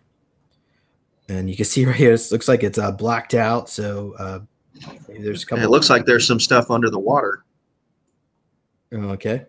on the upper side. Yeah, that's funny. You mean this big blob right here that's blacked out? Oh no, you can see stuff that's under the water a little. Okay. Oh, like in the lagoon here? Yeah, Uh, some boats, some training exercises that they're doing. Um, Maybe they're keeping mermaids down in here. Who knows? This even has access to the ocean. Oh yeah, it does over here. Okay. Mhm. All right. So the Black Navy, is that associated with some SSP group, perhaps Yeah, Nachtwaffen? I mean, I would probably say yeah. I Okay. mean, they're adjacent to the reptilian slash Nordic, uh, and what you just said. Yeah. Okay. All right. Well, we could say more of that. Maybe 'cause the goal is to get you out to Vegas on November 4th uh, to possibly do a presentation. Maybe we can go into some of that, uh, but we'll talk about that in private. So let's move on to the next. I guess you ready next for the next question? Sure. All right. Well, I had I had stuff about the Ashtar stuff. We'll save that for last. How about we go into the Johann Fritz. So you have a memory of Johann Fritz, something about being spaced. So why don't Oh you? yeah. So Johan did an interview with you the last interview that you uploaded on YouTube, where he talked about killing two people that dealt with slavery, and those two individuals that he killed were two different alters that I had. One worked in the Merchant Marine Fleet, one worked in Notchwaffen. The one that worked for the Merchant Marine Fleet, uh, he was a captain of the ship, and basically we would take human slaves and sell them. We were at that point where I met him. We were selling them to the Orange, a group of grays that were known as the Orange. There's also a group that's known as the Green and the Blue. So you have these grays that like dress all in a singular color, and they have different groups. They have their own cities and stuff. It's quite awkward. But I've been to their planets serving for um, the Merchant Marine Fleet. Um, but yeah, so it was like there was a situation that had occurred when I was in my Alter John that dealt with his two kids because he has two twin sons in space that serve on Solar Ward, serve with Solar Ward. One of them has a family, and the planet that they lived on was basically being invaded, and they were doing a planetary enslavement, and it was the Merchant Marine Fleet that was doing this, and in short, I mean, unless you want me to go into detail, I mean, I can go into lengthy detail about what had happened, the whole thing that took from that occurrence that led up to that situation. It's up to you. Yeah. So there's Johann. All right. Go ahead. Sure. Go ahead. Go into it. Brief. Okay, Yeah. so Try to be brief as quick as possible. okay, how much time do we have? Well, we're at an hour 37 minutes, so I was hoping we can keep this under 2 hours. Do you think you can do that? Yeah, sure. So, I Sure. mean, I covered this in another interview before, but basically what had happened was when I had gotten brought back after the three ships and stuff, I got brought back, right? One of my alter John had one of his sons showed up in a ship and basically like a small craft, transport craft, and picked me up when I was 14 as a 14-year-old kid. And when he did, um, he was trying to figure out how to activate my alter John, bring his father out. And as this was happening, we were conversating, and he was telling me about what was happening and how his wife and kids were on a planet, and the planet was being enslaved, and that they were basically going to be put into made into slaves. And he didn't really say or state what group they were. He didn't, from my recollection, he never stated that. But we were basically in the middle of a conversation, and as he was doing this, my alter John was servicing slightly variant here and there. And he had a piece of paper that had my activation codes, but he couldn't figure out how to activate me. So my alter John had come out a little and basically took the paper from him and was like, "Son, this is how you do it." Like read off the numbers and then read off his name. And then he said, "Then what you're supposed to say is activate." Uh, you know, um, but he didn't do it like in order, like, but he basically broke it down on how to do it, and then he handed him back the paper and had him do it. When he did it, he did it properly, and then my alter John came basically it took over, and I basically was put into a back seat completely, but got to watch everything that was happening. When he activated me finally, there was another individual that was on the craft, which was his mother, and he had picked her up in her actual original body. So we were in our original bodies in real time, basically, and we were picked up at that time. So I was 14, she was older, and she had come around the corner because I was trying to explain to him the fact that it wasn't tactical. We had a small vessel. I was asking like if how many ships he had, how we were gonna like what all he had on hand, what kind of resources he had to basically start this operation. And he was like, "Well, we have me and my father-in-law." And I was like, "Oh, okay. So how many ships do you have?" And he's like, "2." And I was like, "Okay. What kind of weaponry do you have?" And he was like, basically, he didn't have close to nothing. You know, like his father-in-law's ship had some weapons, weapons platform on it, and all of a sudden I heard from the corner. So like we were standing in front of each other. So like say the window was on our left hand side that we could look out, and like me and him were facing each other. And then off to the right hand side there was this catty corner room that was about the size of say I equate it to like a place where you put all your supplies at a school, you know, like toiletries and stuff like that. It was about that size. But I heard a voice say, "He's not going to help us. Just put him back. It's okay. We can do this on our own." And that voice, I recognized the voice, or that alter John recognized the voice of who that person was. So he sat there and like walked over in the direction. She's like, "No, don't come any closer." This female voice was like, "Don't come any closer." And he was like, "No, no, who? Wait a minute." And like walked around the corner and came face to face with this woman who he happened to know in Solar Ward. And they had a back and forth, and she wasn't completely in her altar completely because I don't think he had her activation codes. But she was like basically like me fluctuating back and forth. His son started talking, and he was in the middle of being conversated by two different people. So he tried to explain because John knows has memories of other altars, and he explained to him that he's worked for the enemy and stuff like that, you know, worked for Notchwaffen and the things that he did. He asked him he asked her directly if she told him what all he did. And yeah, so that was the entrance to the deck of the destroyer ship that was in Solar Ward. So this was the vessel that Jiran when all this was taking place. No, that's a picture of the Solar Ward destroyer ship that I was on, the entrance to get into the deck of the ship. But that's the one that John served on, yeah. But you know, he was having a back and forth, and then you know he was like, "Look, okay." At that point, he didn't know. He thought that we were still sitting over the surface of where I was located, where I got picked up. But what I didn't know is that we were already traveling. So he ended up over the atmosphere of the planet, like not at the atmosphere, but you know, in space. But basically, you could see the planet. And he realized when John realized that we had already shown up, he was like, "Oh, we're already here." And he was like, "What? What do you mean we're already here?" You know, he basically felt like his son was, you know, I know why he was doing it, but John at the time was like, "You're fucking crazy, bro. Like we don't have the stuff that we need." So in the process of that, like he had memories of other altars. So what he did is he basically came up with an idea because we had no ability to fight them directly, to bullshit his way to get what he needed. So he decided to help him because it was his kid. So he sat there and had him contact whoever was in charge of this invasion.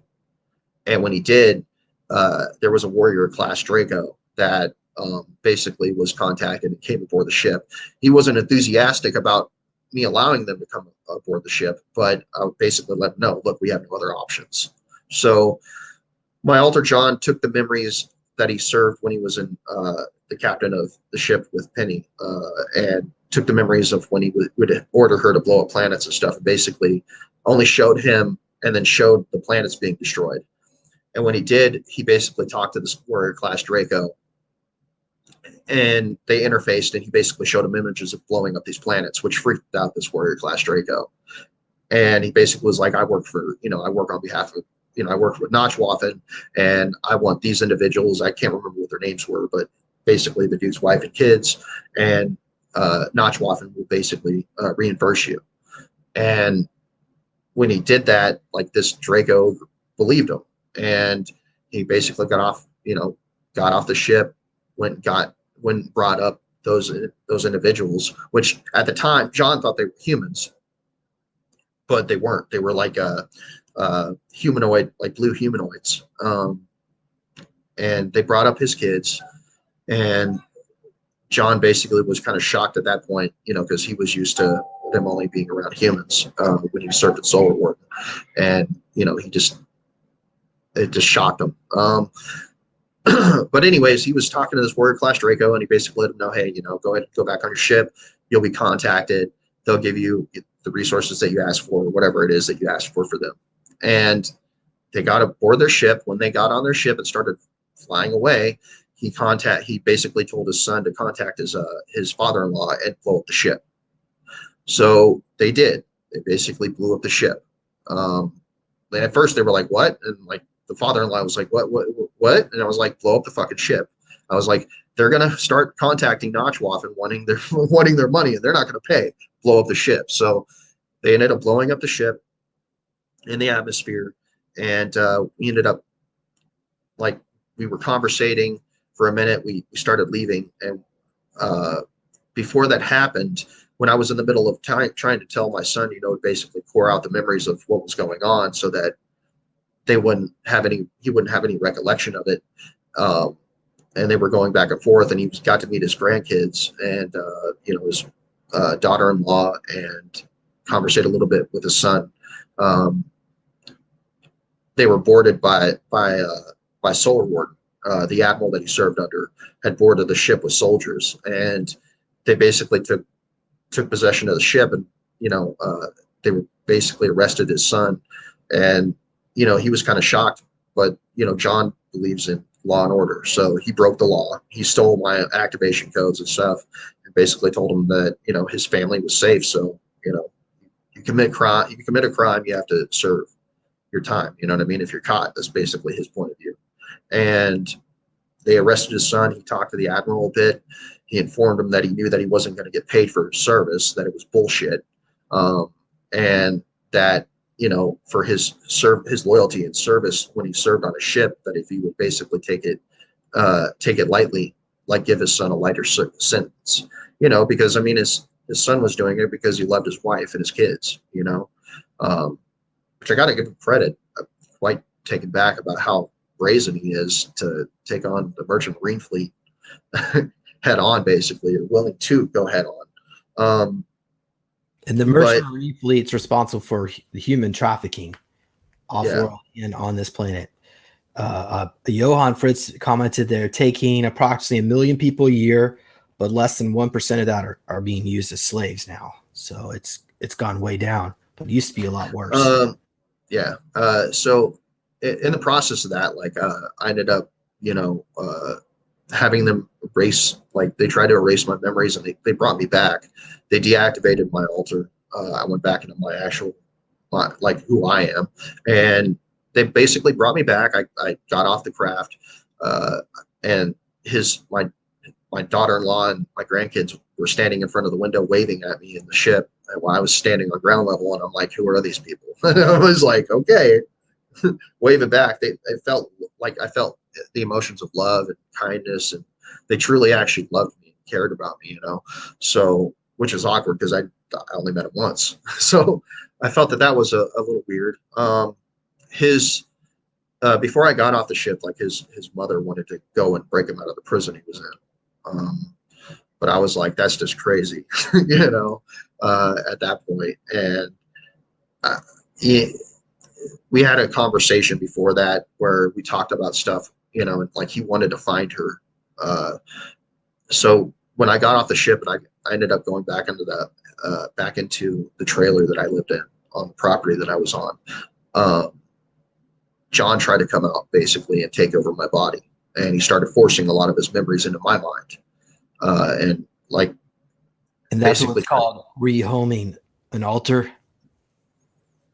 I I don't know what he was doing. He was basically just trying to fucking get me out of the way and take over my body because he wanted to find his lover. Um, he didn't really care. Like morally, he didn't give a fuck if I lived or died, as long as he basically could do what he wanted to do. In the process of him doing that, I started getting most of my memories from what I remember from John. And when that happened, I had the other altar that came through, which is the one that I remember as Pindar, and he was trying to basically say, "Hey, look, why you two are going against each other." And when he started talking, I started getting memories from him, which dealt with my time serving in Notchwaffen. And he basically was saying, once you guys are weak enough, I'm just going to take over the body myself. So I had like two different voices going on in my head at the same time while I'm like trying to survive. I had like pain going through my head and I was like almost collapsing on the ground at that point. And then I had another individual that was the one that served with, that was me basically. That was just I guess an alter of me. I don't know. It was kind of weird. But the one that served with the Ashtar command, and he basically came forward and was like, "I'll kill this body before I let any of you two out." And I was like, "Whoa, whoa, let's just whoa," you know.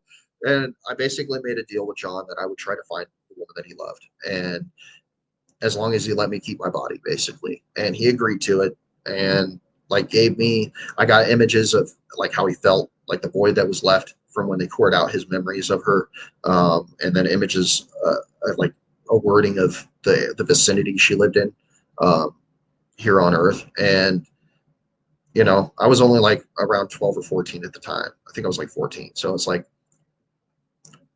I don't know how easy I could have pulled that off. I remember like conversating with my mom and saying the name of the area, and she was like, "What?" You know, because I got the name wrong. But I'm not going to say that publicly. But it was kind of funny though. Anyways, yeah. So that had happened. Now after that, Well, like but I have you started. found her? Yeah, I have. I've And talked to her and stuff. Like her and I have a lot of memories that we share together, and right now, like we can't be around each other because of this alter Pindar. Um, okay, there, like, there's people that I've discussed publicly that I mean, he's basically fucking with these people in real time because I mean they're part of the unit that goes in to kill him, so it freaks him out, and he knows that he's going to die one way or another. So he doesn't like that. So anyways, beyond that, uh, that altar that served on the Ashtor command basically like took over later, and I tranced out and went into my Akashic records and tried to pull a memory from my childhood, so that I could ground myself, and basically compartmentalize those other altars in their own positions so where they couldn't get out anymore. Um, and then he basically gave me back possession of my body, and I went about my business. And as I was walking down the staircase in the trailer that I lived in, this the same telepathic connection that came to me later came to me again. It was like, it's time for you to pay your debt. And I was like, what? And he was like, it's time for you to pay your debt.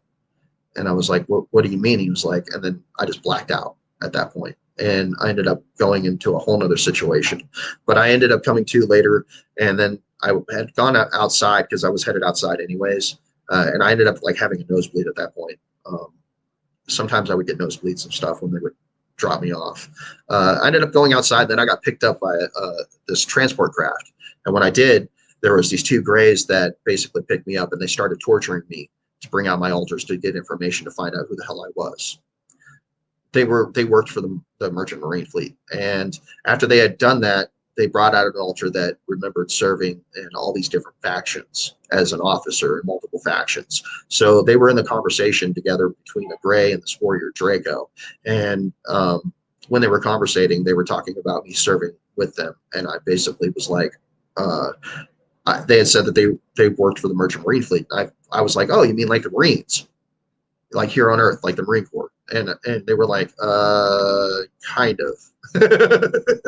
So they weren't really upfront about what they did. They were like, kind of, but not really. It's a little more different than that. And I was like, oh, well, as long as you make me an officer, I'll serve with you. And they looked at each other, looked at me, and then looked at each other and like, yeah, we can do that. And after that point, that Warrior Draco was like, but I have something to do first. And that Warrior Draco basically picked me up and dragged me as a kid into this into his room on the ship and raped me for basically dishonoring him, as his perspective was. And basically, I got raped into unconsciousness. Yeah, So probably split off another altar. I would probably say so. I just remember begging him not to, and he didn't give a fuck. Okay. All right. But that's what started my time in the Merchant Marine Fleet, and then I like past that I have memories of being on that planet with the Orange, and we were offloading. So there was these big ass cargo holds that we had. It's basically looks like a storage shed, like the big storage units that we have here on Earth that say that transport products on ships and stuff. That's what we kept a lot of the humans in, and they normally were wearing like rags and stuff like that, like whatever clothes they had at the time when we picked them up. That's what they had, and they were all torn, and they were covered. Like the group that I worked for didn't really give a fuck as long as they were alive to be sold. Like me in that altar, he wasn't enthusiastic about the situation, but it's like, what do? Normally, like, you try to go against any one of these factions, they'll just shoot you in the head until you obey them or space you or whatever. So he was on this planet, and this planet was basically we were trading these slaves for technology to this group known as the Orange. Okay, and in the process of that, before we even met with the Orange, there was these three individuals that were there. One of them was like my second for the ship, and the other two were individuals that were supposed to wash the slaves and get them ready for exchange. And they were basically assholes, and they basically, in short form, were like, we're not going to do anything unless they were like, they started the conversation talking about wanting to fuck some of the slave women, and my altar was like, no, you need to we don't have time for that shit. You have to offload these individuals. We're on a time limit. And they were like, well, we're not going to do anything unless you let us fuck these women. And then, and this altar was like, fuck, because if they didn't do their part, I would get punished for it. So he was like, all right, just do what you got to do and then get it over with and just fucking do your job. And after that, he walked up to the gangplank that was at the top of this hill. And in the process of dealing with that, Johan's altar had shown up. Are these the correct oranges? The orange, the Oolong? Is this correct? Or is it more like a gray type entity? Or like that looks like a female. They were males. The ones that we met were males. But yeah, it's more of a male gray. But that's sort of kind of. Is this kind of right? Because they are. That's a female, not a male. But yeah, I would say that makes sense. They a group of them are sub-treating abductees for the Sakaar, which are the Draco. Yeah. Protected by the Draco in return for their services. Yeah, the slave. What website are you on? A Galactic Human Journey .freevo. It's I just lost the spot. it's kind of I'll send you the link. I can post that in the chat. Sure.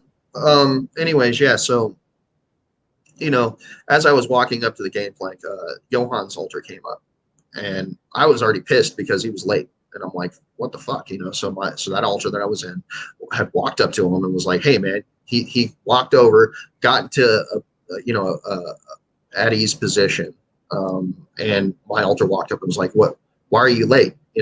Basically started arguing with him and bitching him out for being late. He was like, hey man, I'm not that late. And we were going back and forth. And then he was like, I was like, well, you are fucking late. And I was like, we're paying you to be here. Like we were paying their people to be bodyguards, to be protectors of us. That way we can have a show of force, just in case any of these individuals thought that they were going to just steal our slaves or whatever product we were offloading. And at that time it was slaves, and we were trading them for tech. And we had a banter back and forth, and he was like, "Do you know who I am?" And I was like, "I don't give a fuck who you are," because that altar has this real big issue about I'm this and I'm that. Like he even names what that altar is and like what unit he's part of and all that shit. So it's like my altar was like, I don't really give a fuck who you are. It's from his point of view, it was meaningless. He had a job, he was being paid to do a job, and he wasn't doing his job. So he ended up like walking off. And as he walked off to go up to the gangplank, that's when Johan had walked over after they started offloading the slaves. Like he walked down to, I think, talk with the orange, I believe. And then they offloaded the slaves. The orange were doing what he said. They were like, yay, all happy and shit. And then they brought over this fucking thing thing that trekked over with some technology that was being held in this I can't remember, like I could describe it. It was almost like this thing was hovering. It was like a hover thing that had a bunch of tech that was on it. I don't know what the fuck the tech was for, but we were trading it for the slaves. And they basically opened up the doors and started like shaking the stuff to get the slaves to drop down. And these slaves were like dropping down on the ground level. And when that had happened, I guess Johan had walked up and talked to the three individuals that were bullshitting around about how they fucking raped those slaves. And like this was a little bit later as I was walking back. And like as I was walking back, I didn't even know the interaction that was happening. And he ended up like fucking grabbing me and fucking dragging me up to the top of this fucking gangplank and like fucking tossing me, like letting me go and tossing me into this orc cloud, which there's a photo of it that you have that I sent you. And that's basically where I was. And right before I hit the shielding, as I hit the shielding, I started suffocating. And as I was suffocating, that altar has the ability to jump into other people's bodies and take over their minds. Is that it? Pretty much. Okay. And as I was drifting off, the warrior class Draco that's on that ship that I served with, I fucking hate his guts, right? So he was like, ask me nicely and I'll save you. So they showed up in the ship to pick me up while I was in that orc cloud, suffocating. And my altar fucking hates this Draco because he raped him and he remembers him raping him. So he's like, fuck you, And there was a gray that's there that was like, eventually got tired of it and was like, fuck it, this basically picked me up. And when they decided that he was going to take me aboard the ship, I jumped into my secondary when Johan went to go talk to him. And I basically took him over and was like paying attention. And I was like, well, who the fuck is this guy? That altar basically had the outlook like, who the fuck does this guy think he is? Just fucking trying to kill me. So I was paying attention as he was talking, and then he walked off. So when he talks about being pulled to the carpet, I was eventually brought back, aboard the ship. I stood off to the side as the people that were on my ship that were in charge of me basically had him pulled to the carpet, and they basically reamed his ass, and he tried to act like a smart ass when he was talking to the individuals from my group. So I sat there and like we were having I was sitting out to the side. They were like the guy that was in charge of him, which has been called the old man or whatever, was like, is that sufficient enough or something like that? I had looked over at the guy, the gray and the Draco that was there, and I was like, no. I just shook my head no, because he couldn't see me. He thought I was dead. And when they did that, like basically they made it to where the old man was like apologized for what he did. It's like, we're sorry, it won't happen again. And like basically reamed Johan, and Johan talked about that for the most part.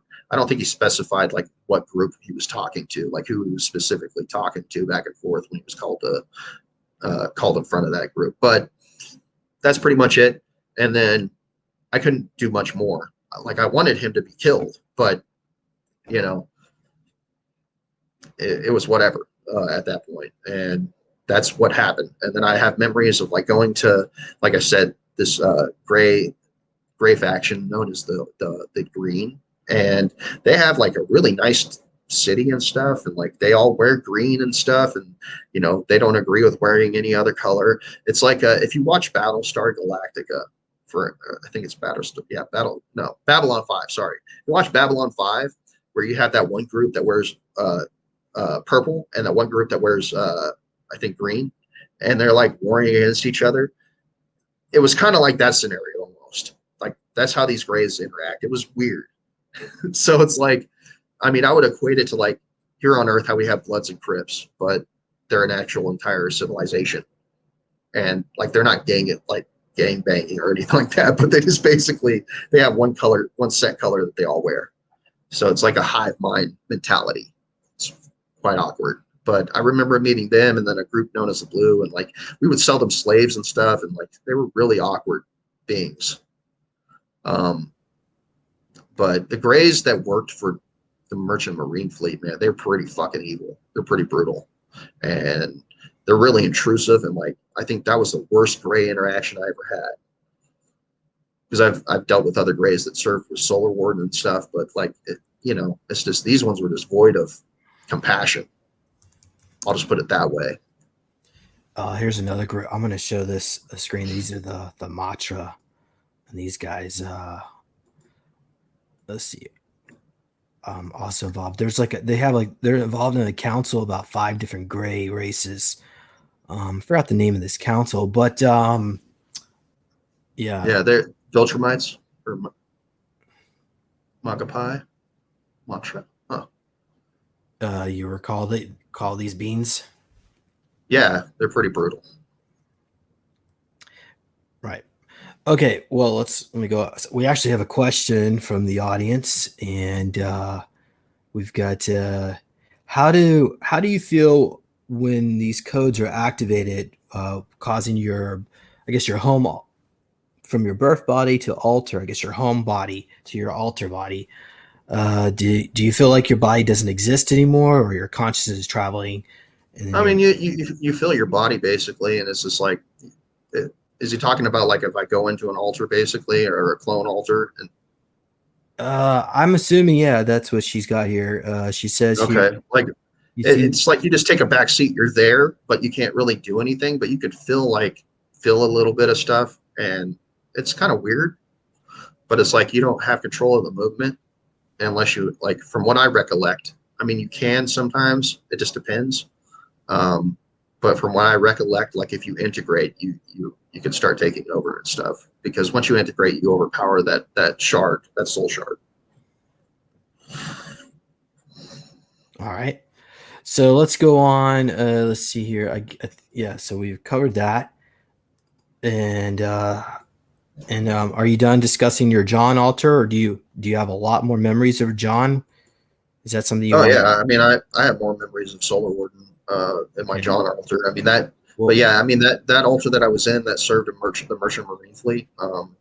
I remember like when Johan talked about that attack on that planet when he was talking about those mantoids. I remember being there as a ground troop. Like we were supposed to fight these beings, and it was so weird how he talked about it, because that's exactly what happened. It was the weirdest fucking interaction I've ever seen. But yeah, I remember like being on the planet, like there were like Draco that were at the head of it. Like there was like mantoids on the other side. And, like we showed up, like it was exactly how we explained it. But I remember being there as part of the Merchant Marine Fleet. So like it's weird because they deal in slavery, but they also deal in like soldiering as well. Just depends. Who's paying them, I guess. Okay. Well, how about we go ahead and just call it a day here, because I think we're going to need to bring you back on, because I like you to discuss your John, the John altar, as well as your Pindar altar, and even finish up your Ashtar experiences, because those were quite fascinating. And then I know I've got on my list here about the Merchant Marine Fleet, and tell us more about your role and duty. Okay. How about we just maybe we can finish up with that one, and then we'll just we'll continue another day. But Do you I have an mean, idea? from my memories for that, I mean, that was pretty much it. I don't have very many memories of my Merchant Marine Well, Fleet service. do you have an idea how many years you served there, or what your position role it was? Role? I remember being the captain of the ship that I was on, basically, and I was an officer. And I remember that there was a lot of people that worked for them that didn't want to fucking do what they were told. And a lot of them were fucking brutal. I mean, like I just said, even the people that fucking offloaded the slaves were fucking rapists and shit. So it was like really fucking awkward. I remember that altar like he didn't really like the fact that they were dealing in slavery. Um, but it's like, what do you do? You know. But other than that, I mean, his position was he was overseen by that warrior caste Draco, and also like he interacted with him mainly. Like that was the dude that was running the operation, his operations, but he was in charge of the ship itself. Um, so other than that, I don't know much about them or Okay. any other interactions with anybody else other like dealing with the merchant marine fleet. Other than that, Do you have an idea how big the Merchant Marine fleet is? Like how many vessels they had, or what? I would assume they probably have a lot since they're dealing in slavery and massive amounts of transfer technology. So I wouldn't be surprised if they were pretty big. And does Solar Warden tolerate them? You think, or they go outright seize their vessels, or I mean, I don't know from the Solar Warden perspective because Solar Warden will take people's DNA and clone them and use them for operations too. So I mean, they're they're doing their own from my point of view, all these factions in space are fucking scum, and they all use slavery in one way or another, or one fashion or another. And they all fucking rape us and do all sorts of fucked up shit to us. I don't think any of them are good from my point of view. What about say the Kruger faction? I've served in Kruger before. I have very few memories of Kruger, but I don't. I fucking remember the old man, and I remember like working in a prison for them, and I remember only speaking German. Uh, and they're fucking rapists too. Like they're just scum. Are you familiar with this person that calls himself the director? Is that the same as the old man? I don't know. I know the old man is the old man. Basically, Okay. I never really got his name, but we all called him the old man in space. And I remember him on the ship when I was with Johan, when Johan had killed me in Notchwaffen, one of my altars in Notchwaffen. And I remember him in the prison that I served on, where like they would bring the prisoners of war and different prisoners and stuff. And they would they would imprison them there, like if they got captured and stuff. That female that I talked about, like she cross pollinated a lot of altars, and they had brought her to that prison. And anytime I have interactions with her, she can bring out my altar John, no matter what altar I'm in and whatever clone body I'm in. So I mean, like I remember like John coming forward and like she ended up bringing him out. So he was fluctuated between that altar and the other one. And I remember him basically helping her escape. The first time they failed, they both got put in jail cells next to each other, and the old man came in with two soldiers and basically had her raped in front of me. I've met the old man like in another timeline, in a future sense, and where he gave me an upgrade. He gave me the option of being upgraded. One timeline I tried to kill him, and he basically beat the fuck out of me. And in another timeline, I took the upgrade, remembering that timeline, and then tried to attack him after the upgrade because I don't like this guy. This guy's a piece of shit. I don't care like what group he is or what group he whatever thing that he serves with. He's a fucking monster. Yeah. So okay, I don't know if this is the same person, but the director is he considers himself the eye on the pyramid of the Illuminati symbol, and he operates out of a facility out of the moon that is connected to this cube full of black goo, and the soul entity is occupied by Lucifer. What could be construed as that, and he considers himself the one that's running the entire secret space program and planet, Where and did you get that information from? the remote viewing. Mm-hmm. So he assumes himself to be the soul of Lucifer. Yeah, Yeah. What do you think? I think that dude's fucking crazy. It is off his rocker. Well, he's got multiple clone bodies. He's going back and forth, and he's been around for tens of thousands of years. So maybe we need a new director, some new leadership out there. But good luck on trying to find someone. But in the meantime, do you have any information about? Because I know the name Sabretooth has come up. Does that mean you recall working with one of my alters named Sabretooth?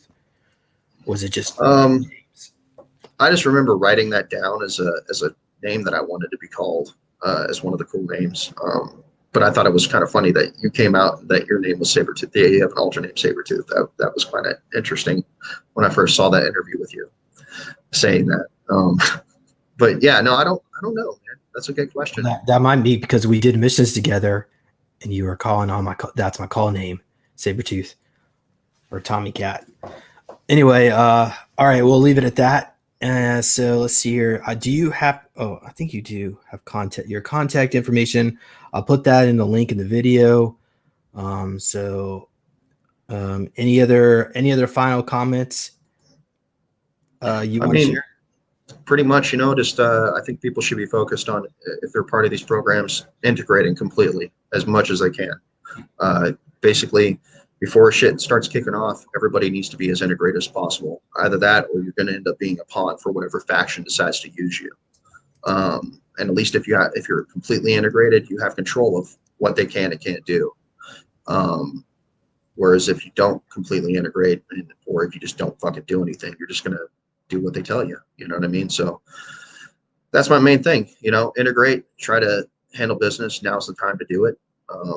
Because all these factions are at war with one another at a point where they're losing control of what's going on here. And just now's the time. Okay, to Apollo me, my this being he actually the director, he looks more human like. What the goal is to create an Aryan type race, a white type skin type being that would be not only have superhuman abilities, super psionic abilities, but in his mind, when we're looking into it, he sees these beings spreading all throughout the universe, conquering all the other worlds, and just taking everything over. That's what he's visualizing. So, obviously, I guess we can. Well, Yeah. I mean, to elaborate, I've only discussed this in one other interview, but my actual real soul is the soul of Lucifer, and Lucifer isn't what they discuss in the Bible.